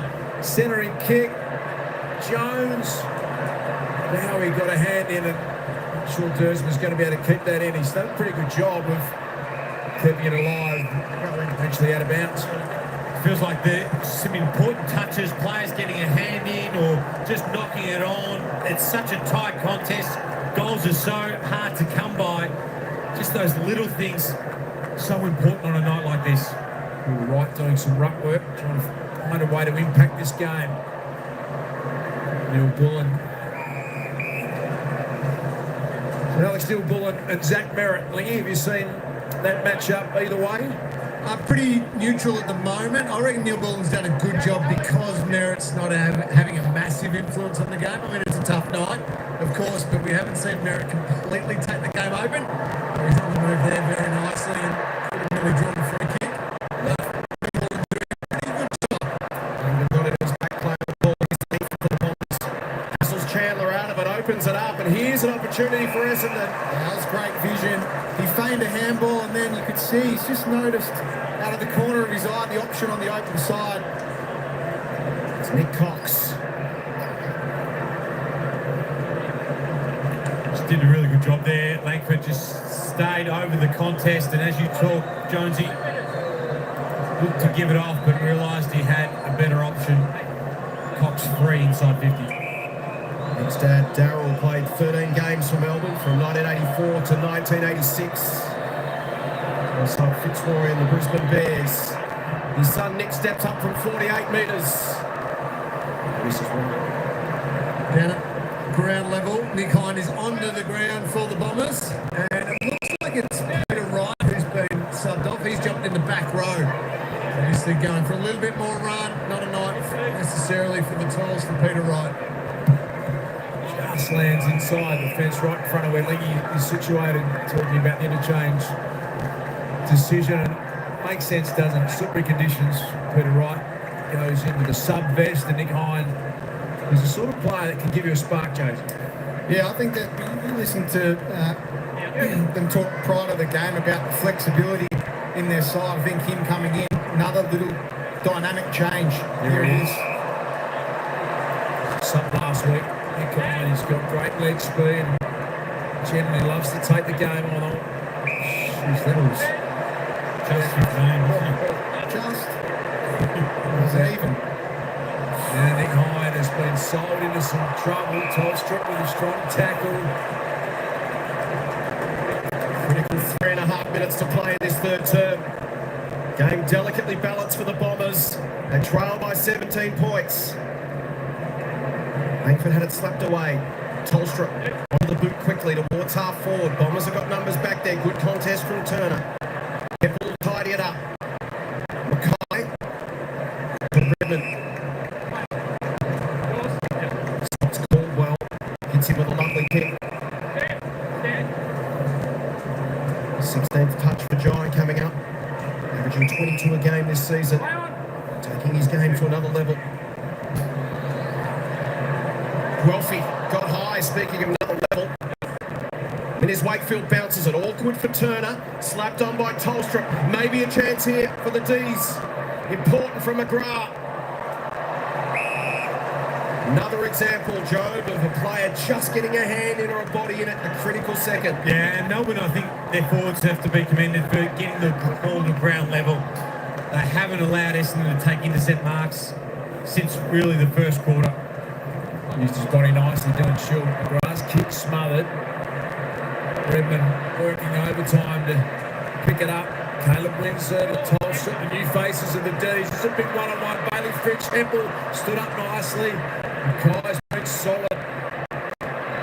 Jack Kelly crafts a little kick on the left. And Mark will free kick. I think to Xavier Dersmer at half back here for the Bombers. His uncle Jamie. Played for the D's in 88-89, including that grand final in 88. Neil Bullen. Redmond taken down. Merritt to McGrath. Nowhere to go, but his Wakefield got him. Quick hands. Neil Bullen to Sparrow, and Caldwell wraps him up. Jones, you've been impressed with Wakefield tonight. Just his contest work, makes good decisions, hits a game with speed. Absolutely. He's growing in stature week by week. Very impressed with his debut game. Tolstrup kick inside 50. Dangerous spot here. Chandler. Sparrow. Again, Mackay back in to save the day. Now to Cox. The Bombers counter-punch. Hempel sells the dummy. Draws a man. Hind confronted. Shield, and they do work it out in the end by hand. But Cox has a fumble. Bowie looks to close him down. Cox keeps going. Dribbles down the line, and the D's do enough to shut it down. They're good pressure for Melbourne. Their forwards, they just made it hard for Essendon. It's been a reflection of the game. Since that first quarter, they've just been really good. The conditions have played a factor in it. Their mentality and their willingness to close space with speed from Melbourne has been really impressive. Yeah, great chase was from Ed Langdon out there to put some pressure on Tolstrup. Emerging young play, bit off a little bit more than he can handle there. John Caldwell, the big play, and you feel like he's got to get this one moving quicker. The Melbourne defence to get set up. Getting back Van Rooyen. Stringer couldn't complete the transaction there. Picked up nicely McDonald. And again, that half back line impenetrable at times for the D's. Fritsch guides it towards the boundary line. We got a great insight listening to Simon Goodwin before the game about the mentality of the group tonight for the D's and what their focus would be about defending. You consider their defence, the last 30 entries for the Bombers, they've only been able to kick 2 goals. And you look at the contest then, which will be the flow on from that defence, and they lead that 110 to 98. So a clean takeaway here. Oliver pokes it forward. McGrath sets out in pursuit. Langdon takes him down. Mackay. Cox gives it up. Neil Bullen to Langdon. Down the line. Ridley will come in and cut it off. With 26 seconds to play in this third term. There's been a real synergy from the way in which they've defended. It hasn't just been the back six. The forward part of the ground, they've defended really hard as well. Just reflected Essendon only kicked 5 goals so far for the game. Have to be switched on defensively if you're going to deny a team those many scoring opportunities. Ball bobbles around. Moments for the Bombers. It's gone straight up from Shield. They'll contest at 50. Langdon will try to keep it alive. Can't do so.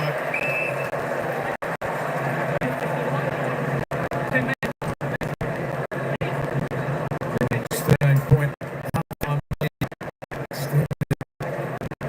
17, so it's really within striking range. Just waiting for the footy to come back. He's outside 10 metres. Okay, hold there. Some sort of mishap. I'm surprised if we get another score. May takes care of that one, smashes it over the Shane Warne stand side boundary. That key defensive setup. Jake Lever, Stephen May. Tom McDonald's gone back and they get some support as well from their ruck there. Just hard to play against Melbourne. Thrown down that nice challenge here. 3/4 time. Stakes are high in this one. If Essendon win, they'll be second. A win for Melbourne, they're only a game away from second spot on the ladder. So the stage is set. 3/4 time in the MCG. It's Melbourne over the Bombers by 17 points. All right, so there you go, folks. That is the end of the third quarter here at the MCG, where Melbourne lead the Bombers 8-6-54 to the Bombers 5-7-37. Only 17 points in it. It's not that much of a margin, but in these conditions, Essendon are making, well, porridge out of this game at the moment. When they've had the ball and taken it up forward, they've definitely had their chances. But of course, the rain, the drizzle started again in that quarter, and Melbourne took control once again. Let's hope for it to dry up a little bit and the rain to go and Essendon get a few early goals, and let's make this a nice close contest. I said 3 goals. That's all that's in it, folks. And, in this day and age, you can score 3 goals within 3 minutes. So who knows what's going to happen in this final quarter. All right, let's have a little bit of a look at the player stats for the third quarter. We've got Jordan Ridley there for the Bombers, leading the way on 23. 19 kicks, 4 handballs, 7 marks. Ed Langdon there for Melbourne, 23, 12 and 11. Stephen May there doing a good job in defence, 22 disposals, 17 kicks, 5 handballs, 6 marks, 2 tackles. Trent Rivers, 21 with 5 clearances. Let's run down the board a little bit. We've only got a few minutes, folks, until the start of the final quarter here at the MCG, which should be a nail-biting finish this game tonight. Clayton Oliver picked up a little bit, but still, he's not playing his best football. And he just seems all over the place, even though he's had 17 touches. He's not really having an impact in the game whatsoever, even with 13 kicks and 4 handballs. He needs to lift as well. Jack Finey not doing too bad there for Melbourne with 17 touches. Draper 17 for the Bombers. Dyson Heppel, another soft game for him. He needs to lift. He's had absolutely no impact on the game whatsoever. Jake Stringer, another one for the Bombers. He needs to lift if the Bombers want to get victory tonight. He needs to at least snag a couple of goals in this final quarter. Ben McKay there is holding the fort back there for the Bombers. He's doing a good job in defence.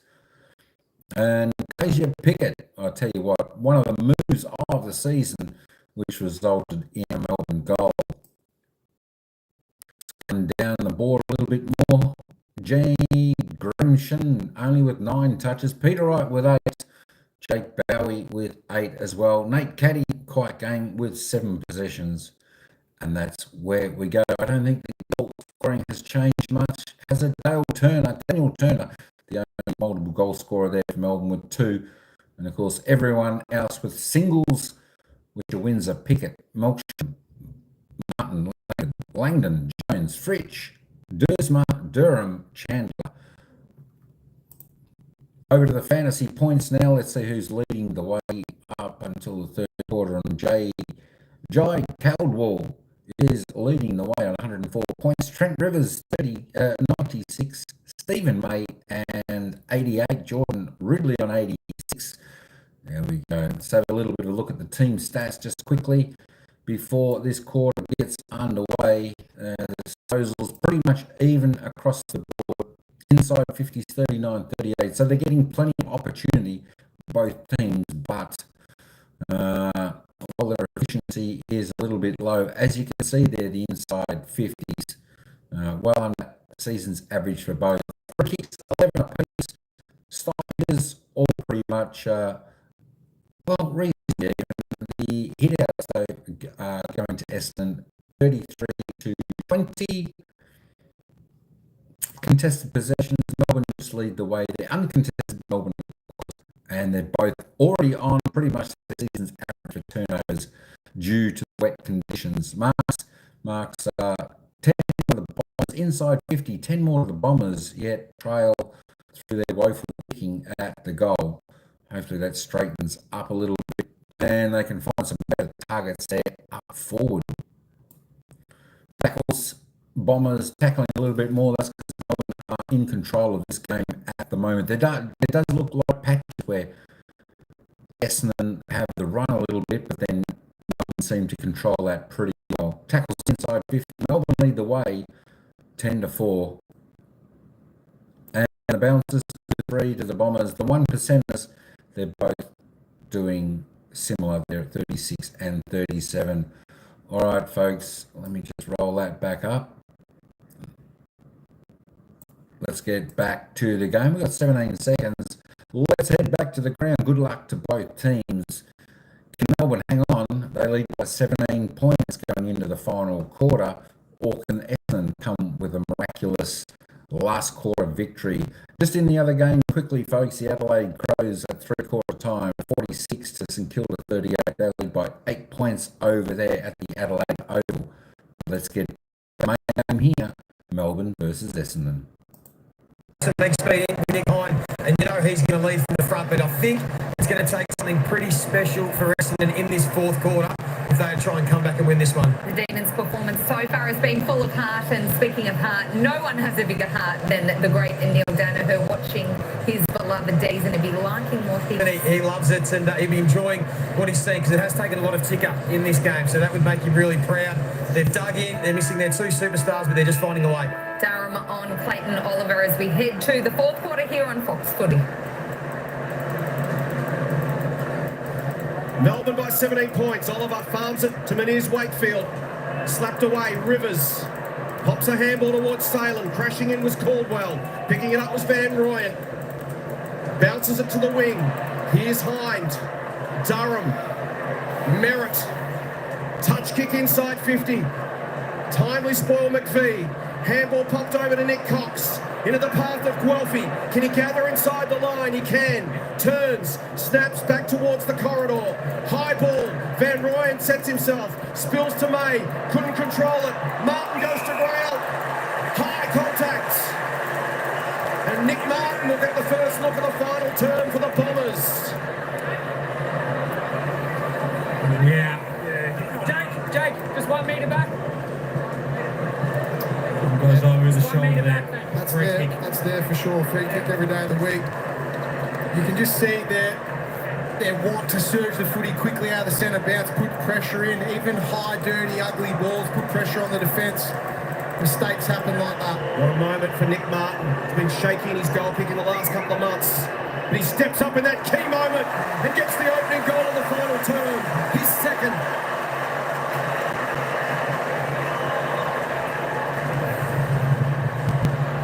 He kicked 2 goals, 7 in 8 games coming into this one. Tonight he's slotted them both. And the margin's back to 11 points. Perfect start for the Bombers.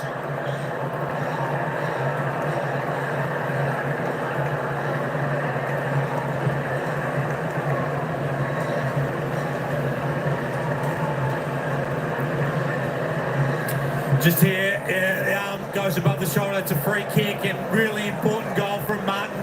Get the first on the board. Essendon 6 just builds that pressure. And as Lingy talked about, it's going to start with the contest. Both sides have to be physical around the ball. Just exactly what the Bombers wanted. Here's Nick Hyde. Came on as a sub a minute and a half before three-quarter time. And great pressure. The fresh legs went off of there. Oliver, though, back the other way. Salem fires the handball, but standing the way, Draper releases it to McGrath. Under some good goal pressure on Mackay. A little bit panicky with that handball. Almost a fresh air swing. He's going to have another little fumble here, Mackay. Melksham got him. Play on the call. Bounces back to Melksham. Open goal square. Sliding, bouncing. And it's there. Oh, Redmond might have hurt himself as well. Goal to Melksham.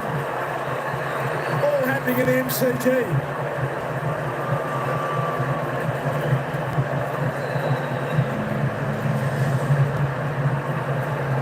See Mason Redmond get up. He was desperately attacking the last line of defence and then collected the fence. Well, that is big. The quick reply from Melbourne is massive.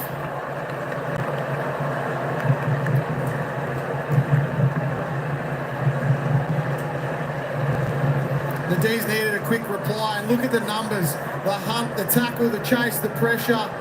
You can see it there. Under the heat, it's a small fumble. Melksham, opportunistic. Beautiful finish, great response. Caldwell, quick kick inside 50 now. It's Essendon looking for the quick response. McPhee at the back's been so important. As is Langdon. Feeds it to McDonald. Sparrow up in front against McGrath. Well done, Mackay. Pops a handball to Caldwell. Can he hit a target inside 50? May comes across the caddy lead. The coaches from both sides just have a look at the Redmond contact with the wall there. It hurts. But the messaging is get the ball going forward. Let's put pressure on. Let's get it going forward with speed. Both teams really, really conscious of just taking territory in these conditions. Great to see Mason Redmond apparently okay. Gresham at the back. Rivers. It's going to come back. Ridley has it. Short one will work to Jake Kelly. And short again. Pushing their way forward. Nick Martin sees a Draper lead. Underneath it, Kyle Langford surging onto it. Gresham's wild handball taken by Oliver, and now Langdon will get some run going from half-back. Sparrow places it nicely. David Fritz decides just to put the hand up and slow things down. The run of Ed Langdon all the way from full-back to centre wing in the blink of an eye. Into the hands of Sparrow. So this methodical build-up from Melbourne. Moving on. Play on. High one. Harrison Petty to target. Melksham edged underneath it. And Jordan Ridley takes the mark. He's been terrific for Essendon tonight, Ridley. It doesn't look good when they've been able to get the switch going, but Melbourne have got it covered right now. So the short option's up the middle. It's McGrath. Now they'll look to run it. Hines. Just changed complexion a little bit of Essendon's ball movement, bringing him into the game with his speed. It's going Melbourne's way. For the block to Lever. Now to Oliver. Handball went behind Woden, so he had to feed it back. Melksham in the middle of this pack, comes over the top. Chandler almost controlled it on the deck. Somehow Melksham found it. Neil Bullen, soccer kick towards the line, and Redmond makes sure it gets there. And a change for Melbourne, Lingy. Yeah, as you saw there, Tajway Woden, beautiful timing, came on as the sub and just ran straight onto a nice little handball receive. Monez Wakefield is the man who's been subbed off for the Demons. Trent Rivers looked like he was a bit sore, Lingy, coming to the bench. Yeah, and having just made the sub, obviously, hopefully he's okay for the Demons. He's just going to get checked out down in the rooms underneath. Thank you, Lingy. Bombers haven't kicked back-to-back goals since the first quarter. They're going to need to kick at least 3 from here. They are to snatch a wing. Guelphy under some really good pressure from Lever and Melbourne. Applying the Trent Rivers contact there. Looks like he contact with his right shoulder. Just goes to grab from that tackle there. Hopefully he's okay. Here's Alex Neal-Bullen socking it forward. Crosby flicked it out the back with creativity that very few have. Oliver's handball work to Windsor. He's got Pickett, the leap and mark. And game 100. This is a golden opportunity for Cozzy Pickett. Just love watching Windsor play. He's got beautiful wheels, beautiful skills, and just there, the composure, decision making, just to cut back inside, take the ball back off the line, find the gap, find the space that Cozzy was working into. He's a terrific young player. 100th game. 150 career goals prior to this evening. For goal number 2, Cozzy's got a couple in game 100, and it gives Melbourne the biggest lead of the match.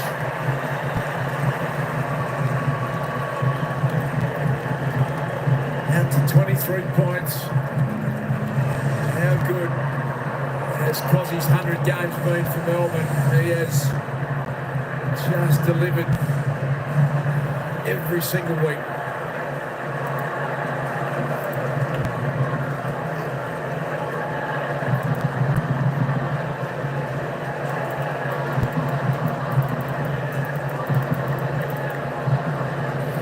Like here from Cozzy, just doing the basic things really well. We talked about just the little touches, but it just got him free. He just got off McGrath there, and then as you touched on, Jonesy, really clever from Windsor just to lower the ice and pull the kick inside 50. So 9 goals to 3 since the 18-minute mark of the opening term. Melbourne sit on a 23-point lead now, and Neil Bullen has the football. Oliver drives it back inside 50. Well done, Mackay. Essendon living right on the edge now. Their margin for error shrinking. And the Essendon have looked their best when they've played with speed on the ball and they've opened the ground up. Merritt's kick just overcooked. Neil Bullen managed to cut it off. Salem, Viney, the hit up. And Dan Turner can go back and kick for goal number 3. It's the midfield turnover. When you turn it over in that part of the ground, obviously behind the footy, there's space and options everywhere. Defenders have tried to make space as you move the footy on offense. The turnover allows the forwards for the opposition, Melbourne in this case, to be able to capitalise space everywhere. And down from Albury as an intercept defender. That was his trade at Melbourne until this year. He's kicked 10 goals, 3 for the season. His finishing is sublime.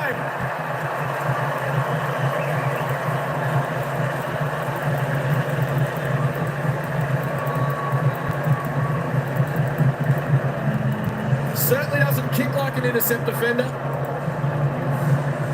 He's added a different dimension to this Melbourne forward line that they really needed. And the margin is out to 29 points.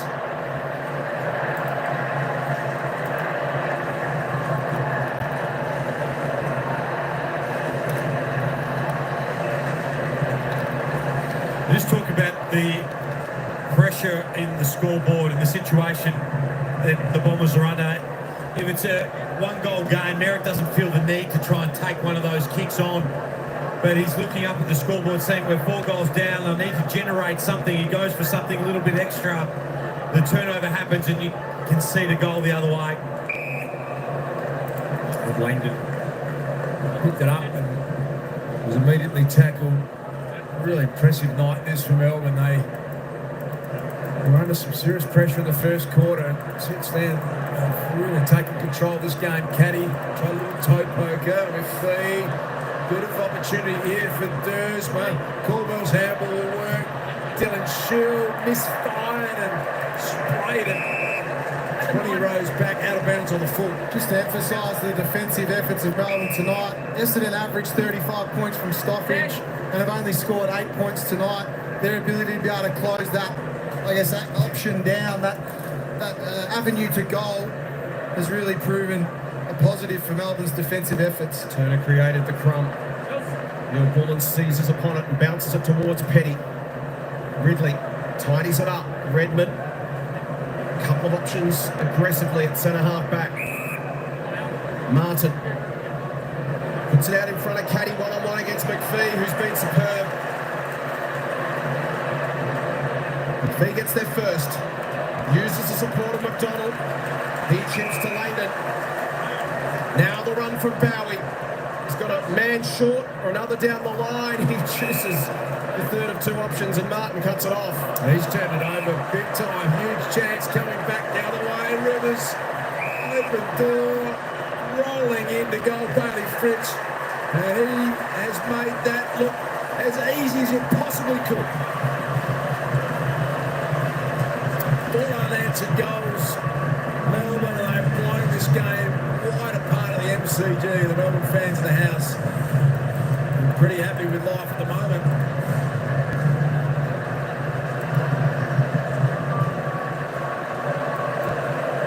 Fritz kicks his second goal, kicked the first goal of the night. A long way back from here.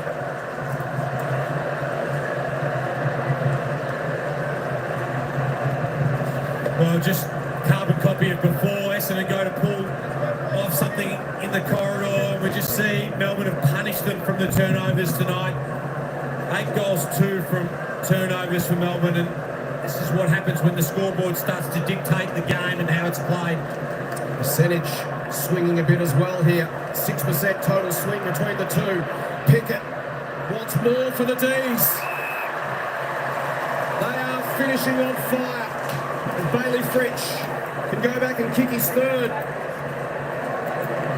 Because he's been so influential coming out of the centre bounce. Just added that speed and breakaway, breaking the lines, and such a beautiful finisher. Doesn't need to have a lot of the ball in hand to have a really big influence on the game. Picked up about 3%, and Essendon have lost about 3. And the D's aren't done yet. 41 points the margin.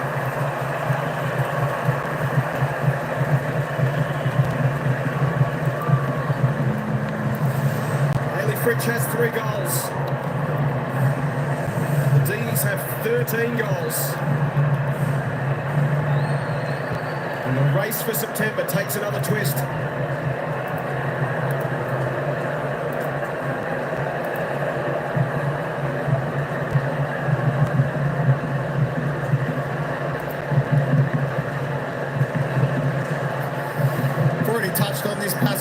But this is an emphatic performance from the Demons. They've put together a strong month of footy, but this is their DNA. It's back. It's been questionable all year if they'd lost that touch, lost their ability to be able to still win contests and control the game from a defensive point of view, but this is a terrific effort. When you think of their captain, Max Gawn, who's left a mountainous hole with how important a player he is, one of the most influential in the game in the last modern period of football, and able to cover that really well tonight. Nick Hine trying to impact the contest. Langdon again, he's been huge.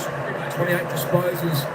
Sparrow surging it forward. McGrath working his way onto it, but some trouble exiting. They've just found the pressure immense as Woden might have been a touch clumsy there, as there is Max Gawn. Don't replace six-time All-Australian ruckman with ease, but Van Rooyen and Harry Petty's done some work in there. They've been able to cover it well tonight. Melksham with a grubber. Picked up back there by Heppel to string it. Jordan Ridley goes short to Kelly.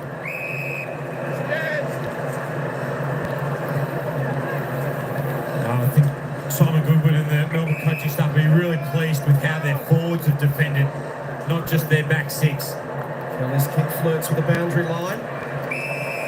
Bowie marks just inside. It's been a real team effort to keep a side to 43 points with only 10 minutes to play. Rivers, another impressive performance from him, 26 touches, back to Bowie. Melksham tries to work Kelly under the ball. Didn't quite sit for Chandler. High, Essendon, advantage. Stringer comes away. Kick to Jones. Gets over the back. Rivers again, first back there. Viney. May. Langdon. 30th touch for him.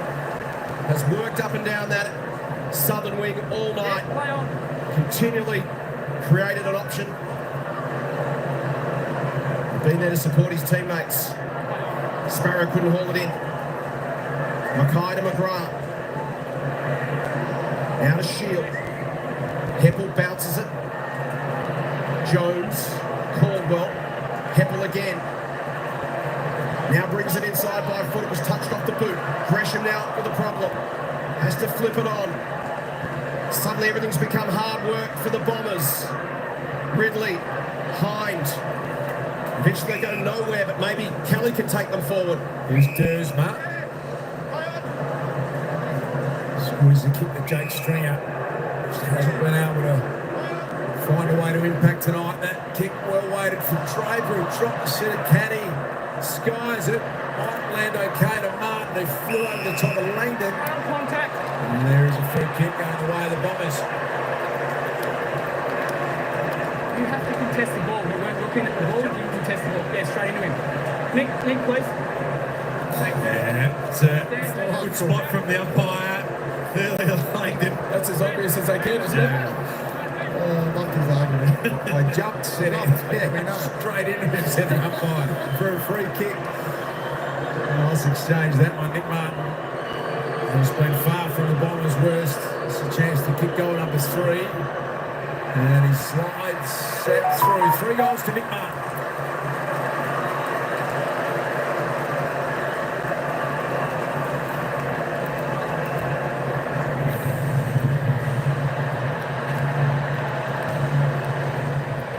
Very capable goal kicker. 3-goal effort tonight.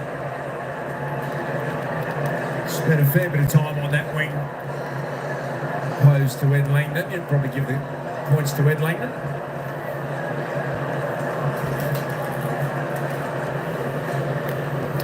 And as you can see there on the Telstra tracker, I don't reckon there'd be any bloke on the field that's covered more ground. And I've just been told in my ear it's 2K more than anyone else. So To check if he's come off the ground. I don't reckon he does come off the ground. It's strategic the way in which he plays on that far wing. Not only has he run the furthest, he's had the most touches, so it's been useful, creative running. Shield pumps it inside 50 for the Bombers, trying to get a couple back late to try and get some momentum back, and Langford does just that.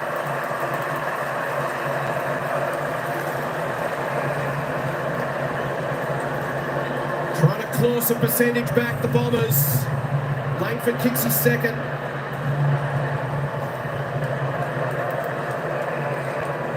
Marching back to 29 points.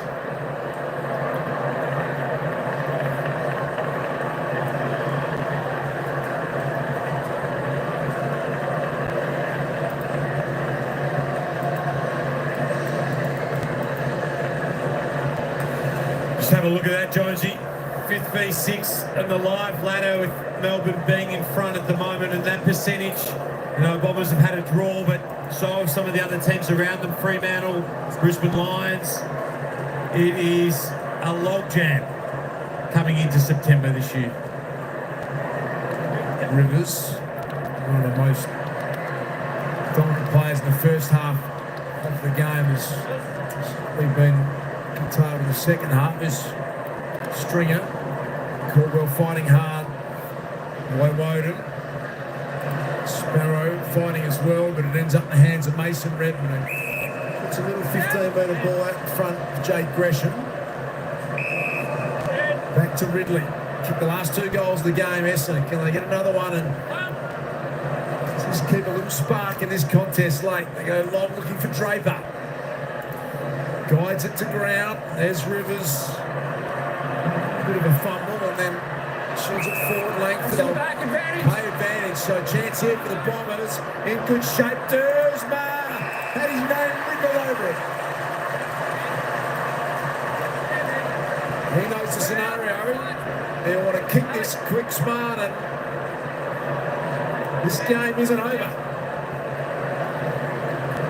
Pick themselves up off the canvas here, the Bombers. Xavier Dersma directly in front. Punt right into the MCG. The Bombers have kicked 3 in quick succession. Dersma's got a couple. Stay with us.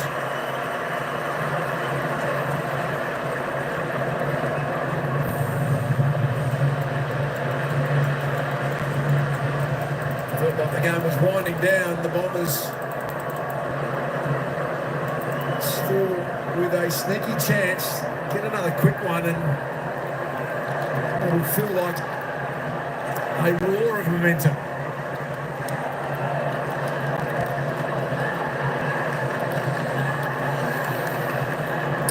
You've got to love this from the Bombers. Never giving up, playing right to the final siren. It's a beautiful long deep kick in. Favoured side to Dersma. But for me, for mine, it's the mentality. You can see they're digging in. It's not over yet. The lead got out to 41 points, and they haven't given up. 3 goals in 8 minutes.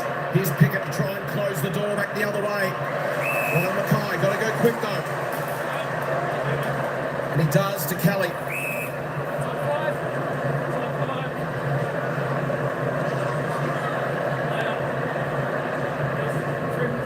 Big pack on the wing. And Roy in the spoil, it was good. Windsor.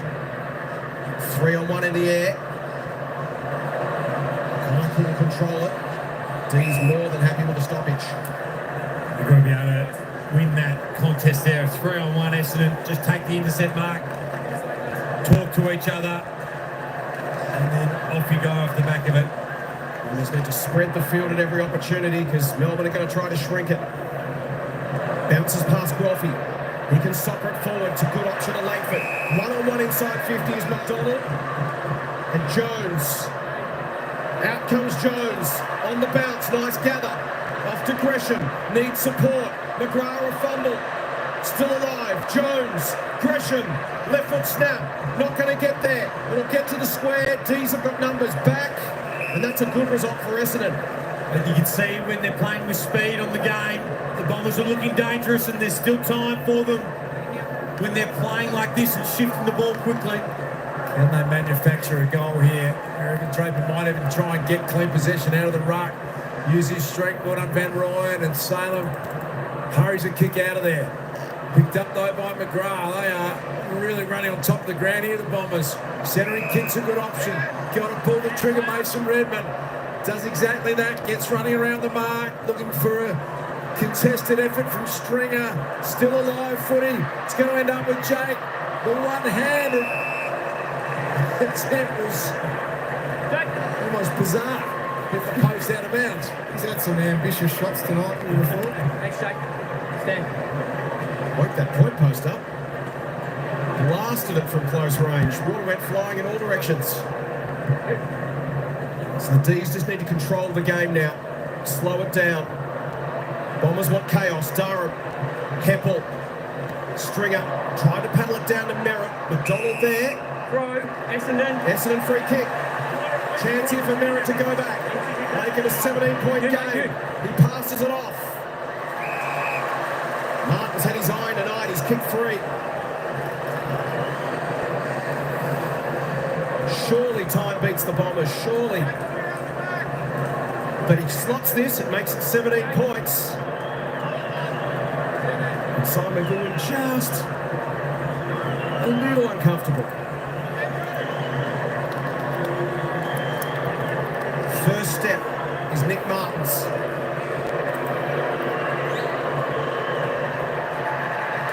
And he kicks his 4th. 17-point game.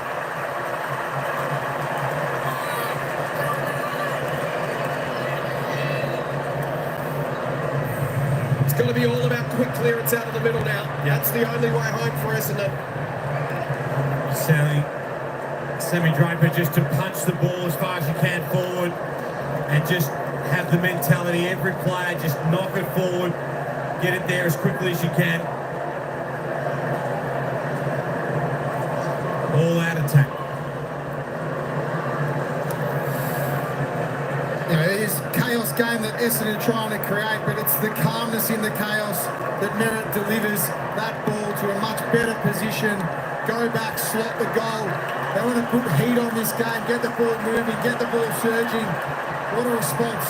3 goals, 3 minutes is the ask. It'll be one of the great come from behind wins of all time. Can they get another one? Grothy. Second effort was good. Here's Viney. Umpire letting it go all of a sudden. Thrown out by Oliver. Quick handball to Merritt. He's tagging Neil Bourne. Came charging into him. McGrath skies one. Can they get it, Mark? Here the Bombers. Now off from Jake Lever has done that. And we have to find a man quickly, Essendon. Can't allow Melbourne to take uncontested marks. Lever will hug the boundary line. Free kick Essendon. Redmond gets the hold. Clock stops at 2:15. Draper's pushed forward. Need a goal, a set a break and another goal in a hurry. Martin almost. Bowie taken down. Tackle didn't quite stick. McDonald will happily take a stoppage. The right end of the ground.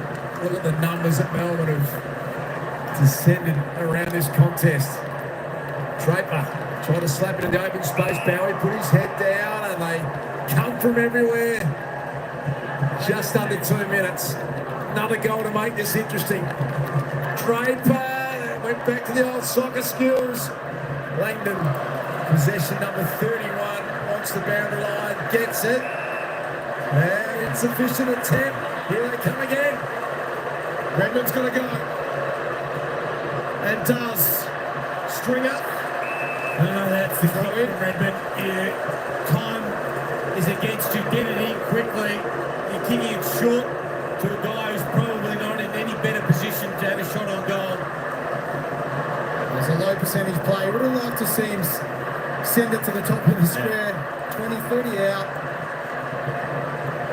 Telstra touched off his boot. Gets over the back. Mackay. Hind. Shield. McGrath. Inside 50. Martin's got to go back and kick his 5th in a hurry. Slices it. Draper in from the side. Caddy a fumble. Sockers it forward, but it's all D's in the square. McDonald to Bowie. Draws a man. Pops the handball to Windsor.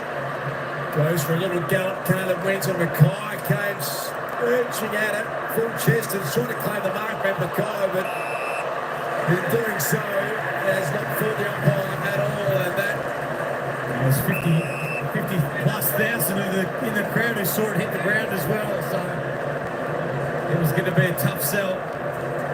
brave effort from the Bombers, as Mike Jones said before. You're impressed with the fact that they have fought this out, kicked the last 4 goals of the game. And they're still coming hard, Essendon, back through the corridor. Durham, look at Nick Martin running as hard as he possibly can to half forward. Slap forward intelligently by Draper. Melbourne free kick.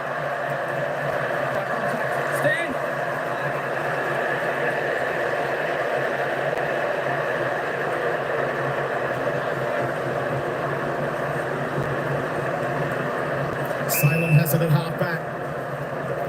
It's been a wonderful defensive performance from the D's. Essendon had the game on their terms for times tonight.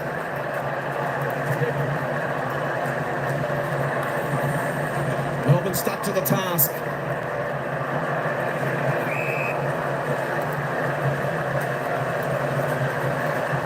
You can see the significance of this result on the Melbourne bench. Worth a lot more than just 4 points.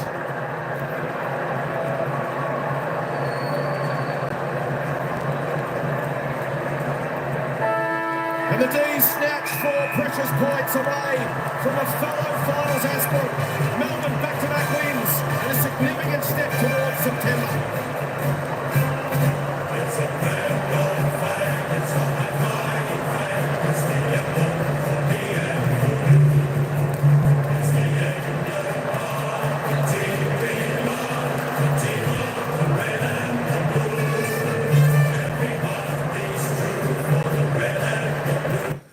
Well, there we go, folks. What a game, what a game, what a game. Thanks, Lumian. Legacy content. Thanks for coming in. IEL337.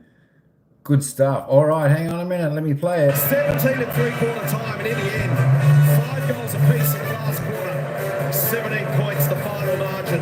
Trent Rivers outstanding with 29 possessions, 7 tackles, and here he is with Lingy. He certainly was outstanding, Jace. Congratulations, Trent. Were you a little nervous at all on the bench today? A little bit. I mean, the Bombers are a great team. We knew that we were going to play great footy, but no, we held up really well. It was a hard night, obviously, given the conditions, but you seem to just be absolutely loving the move to more permanent midfield. Yeah, it's great fun. Got some great mentors around me, Clayton and Jack. Tried from the sidelines as well, so definitely loving my time in there. This felt like a pretty special win. You're missing your captain, Maxi Gore, Christian Petrarca, we know he's now been out for a few weeks' time, but to steal yourselves and win this one, this felt pretty special. Oh, definitely. I think a lot of people wrote us off, but we came in with the game plan, we executed, and we got the win, so very happy. Well done tonight, great effort. We've spoken all night about the significance of this game for both teams and what it does for the ladder. Such a big 4 points for Melbourne. And a sort of night that look back as being a bit season defining. Let's head back to Lingy. Well, Alex, congratulations on the win. You had the big job of playing on Zach Merritt, the Bombers skipper. How'd you love that battle?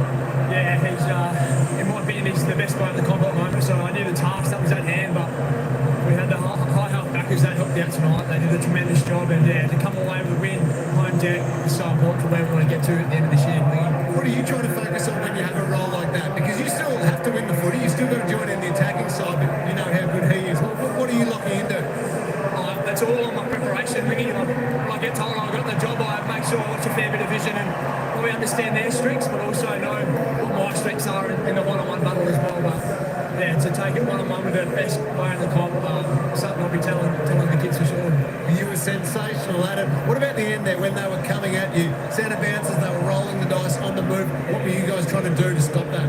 Yeah, it's something we've had high focus throughout this year, and for us just to be able to, the best teams at the moment can take time off the clock. You saw it Friday night's game, like the ability is to take a minute or two off, and we're able to get a few marks there, control the footy at the end, which was very pleasing. But yeah, I would have liked for them not to get as close at the end, but we've got to look into that and make sure we do our homework. Well done tonight, you're brilliant. Great job. This is Super Saturday on Fox, brought to you by the Kia Sorrento and... All right, there we go, folks. There we go. A little bit of chit-chat from the player and the commentator after the final siren.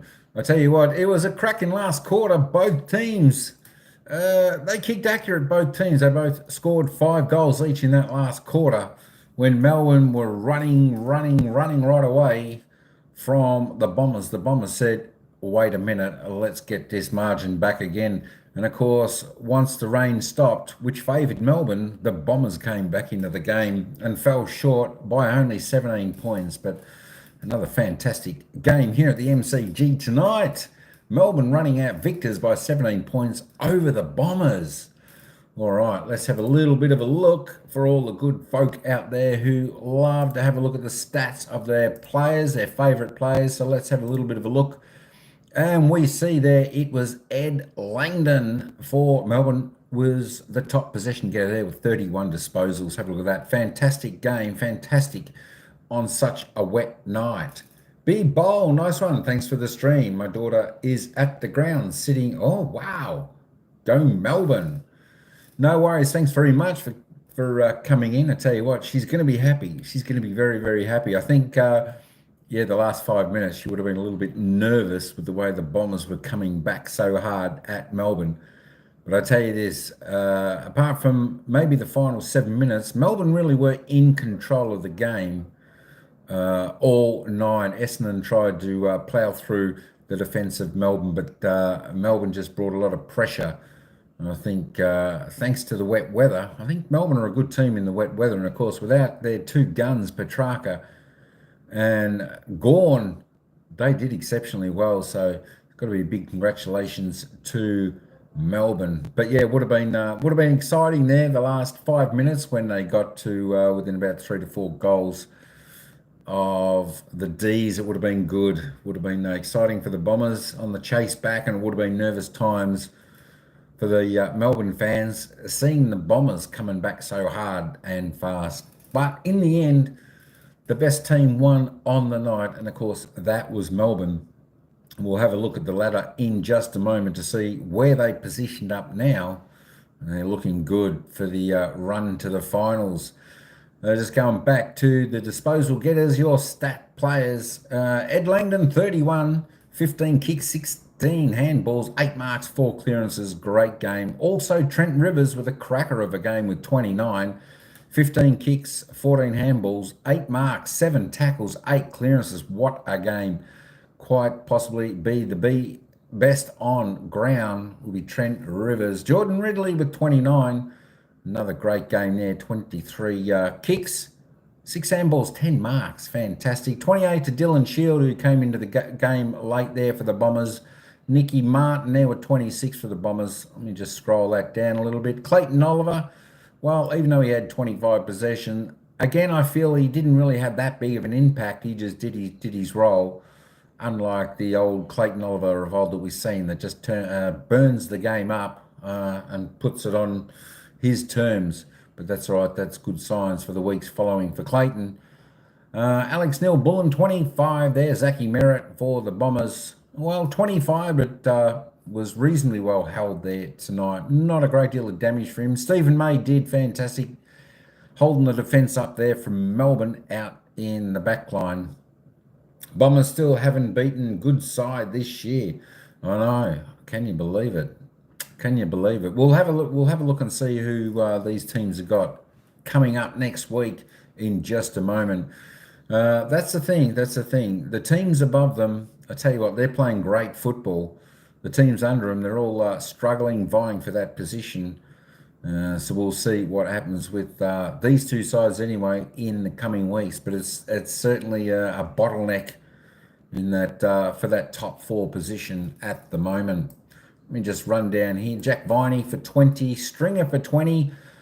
Kept goalless tonight was Jake Stringer, the package. He tried his best in that last quarter, but things just didn't go his way. Dyson Heppel, another quiet one for 20. Sam Draper, 20, did his job for the Bombers with 13 kicks, 7 handballs, 4 marks, 1 tackle, 33 hit-outs. Who else do we get down to? Andy McGrath, 18. There we go. Let me just slide that down. You can have a look at their stats. This is the line of the disposals. And then we will quickly duck over and have a look at the goals. Let's have a look. Let me go back up. Let's have a look at the goal scorers for the night. So Nick Martin there was the best there with 4 goals from his 26 disposals and 21 kicks. Daniel Turner slotted 3 goals, kicking nice and straight, the top 3 to 4 people. Bailey Fritsch with 3 goals from his 7 kicks. Pickett there with 2 goals. He played pretty good, Pickett. He was instrumental in a couple of Melbourne goal and got a few goal assists in there, so he was pretty good. couple of goals. Jake Melsham came back with a couple of goals, and one behind. Kyle Langford also with 2, and Xavier Dersma with 2. And of course, singles went to Windsor, Langdon, Jones, Durham, Chandler, Wright. Woden and Wright didn't get it. It was down to Chandler. All right, so just a quick look at the fantasy points, if that's what you play. There we go, there the fantasy points. Nick Martin there with 143, scoring pretty good on the fantasy points. Trent Rivers, next best, 126. Jai Caldwell, 120. Jordan Ridley, 102, and Dylan Shield rounds out for 102 for the top players in the 100. There we go. I'll just run through these stats pretty quick just in case anyone's interested in the team stats. There we go. Disposals, although Melbourne were about 45 under, they still did the job. Kicks, very similar. Bombers had probably overpossessed with the handball there. Inside 50s, the Bombers even had, there we go, 7 more inside 50s, but Melbourne were just a lot more efficient as we go there. The free kicks, well, the umpires, some of the decisions there were a little bit, well, you know, and some were left that should have been paid. 14-19, the Bombers had the best of the free kicks tonight. The hit-outs there, the Bombers won in the hit-outs, but the centre clearances, Melbourne won that. They got back up on top, 14-11. As I said, they did a fantastic job without Maxi Gawn there. And the stoppage clearances, 30-21 to the Demons. Contested possessions, pretty much the same. Uncontested, the Bombers by about 50. And the turnovers were pretty high tonight, 89 and 87. That's about 30% higher than the season's average. And that would be due, of course, to the heavy rain they copped in the second, third quarter. And then a little bit of drizzle in the third. There we go. We go on the marks, and we've got about an 18 lead there to the Bombers on the mark. Marks inside 50, even the Bombers were 5 above Essendon, but the difference is Melbourne made the most of their chances there. Tackles, 56-70, Bombers tackled more. I think Melbourne just had more of the ball in their hands, but there we go. The pressure Melbourne brought was really good tonight. 10 tackles inside 50 to the Bombers 6. The 1%ers, well, they both did pretty much the similar. There we go. There's the final score, 13-6, 84 to 10-7, 67. Melbourne coming out victors. Now let's just have a quick look at the ladder. What does this mean? Let me just turn that onto the live ladder. That means Melbourne have risen from 10th on the ladder. They've now jumped to 6th on 40 points, only a game behind Carlton in second position. That being said, Geelong still are yet to play, so it could be 2 games from second. But still, all this is getting a little bit of a quagmire again, so they're going to jostle for positions. Essendon drop now down to 5th position with a pretty ordinary percentage of just 99%. Melbourne's percentage definitely better. All right, that just kicked back off. I don't know why that live went off, but there we go. All right, let's have a little bit of a look. Match Centre, let's have a little bit of a look at next week's game. Essendon have got to come up against the Adelaide Crows. I'll play that at Marvel Stadium. But let me just have a little bit of a look and see who won that other game. Full time, there we go. So in the other game tonight, Adelaide Crows, they beat St Kilda 71-39. So that's going to be another tough assignment for Essendon next week. And Melbourne for next week, they come up against the Dockers over in Perth. So that's going to be another tough assignment. I tell you what, we have just got game after game. We've got some good, tough games coming up. Freo against Melbourne next week. Addy G, that's going to be a cracker of a game over there in Perth, but we know Perth have got a great record at home. There you go. I tell you what, it's going to be exciting, folks. With what do we got? About 7 weeks to go? About 7 rounds to go, I think. And That's right. There we go. Where was that ladder again? Where was that ladder? There it is. That still hasn't updated. My gosh. All right. So anyway, next week, what was I saying? Fremantle are 4th, Melbourne are 5th. That's going to be a great game. That will probably just about cement whoever's going to be into the top 4. But that is the game tonight, folks. That is the game tonight. Well done. Well, Freo versus Melbourne next week. I tell you what, it's going to be a ring-a-ding-ding game. I think they should get Maxi Gawn back next week, which I think they'll need him. If it rains, Melbourne are a big chance. Melbourne seem to handle the wet weather really good tonight, as we saw that, like I said, when it was raining, Melbourne handled the ball really well. Unlike Essendon, who was slippering out of their hands, and they were just under pressure from Melbourne. They're big pressure. But then again, it was still a good game tonight. We always thought that the Bombers might come back at some point, but when Melbourne came out of the gates in that final quarter, they just blew Essendon out of the park. And I think Melbourne just took their foot off the pedal a little bit and allowed the Bombers back in. All right, folks, that's all I've got. I'll leave this up for a few minutes for any latecomers that want to come in and just check out the score. But that's another game of AFL football all wrapped up tonight. So the next game we'll probably cover will be tomorrow, folks. Will be tomorrow, and that will probably be, we'll probably cover a couple of games tomorrow. The Gold Coast Suns and Port Adelaide, and then the West Coast Eagle take on the Lions. A couple of good games. 13th versus 7th, the Gold Coast and Port Adelaide. Both looking for to hold a position in the 8, Port Adelaide, and of course the Gold Coast Suns. They're wanting to climb the ladder. And with West Coast, wow, they're 16th on the ladder. They're just wanting to get a little bit of pride back. And Brisbane wanting to cement their spot in the top 8. We won't be covering the other game, which is on tomorrow, which is Richmond and the GWS Giants, which is on at the MCG. I think we all know the Giants will probably take that game out quite easy, as Richmond are not doing a great deal.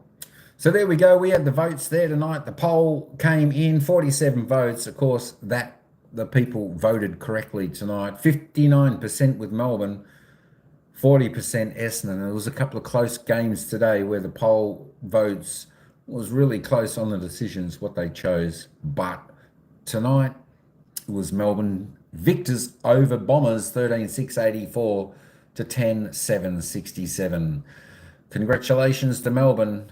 Commiserations to Essendon. That's football, and it makes for an exciting next few weeks when the positions are going to be jostled around again for the fight to the finals. All right, folks.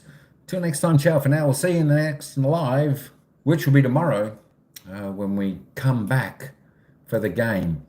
The Gold Coast Suns versus Port Adelaide. Should be a cracker tomorrow up there on the People's First Stadium in the Gold Coast in sunny Queensland. All right, folks. Thanks all for tuning in. Good on you, Addy G, and everyone else in the house. Good on you, Freddie. Be bold. Cheers for that. Happy daughter. Happy Melbourne daughter. IL337. Thanks for coming in, spending the time. Tyab, good game. Thanks very much. Lumion Legacy Content, good stuff. And to everyone else that came on in. Good on you, Ryan, and everybody else. All right, folks, that's it. I'll stop my jibber jabbering for now, and we'll see you all tomorrow.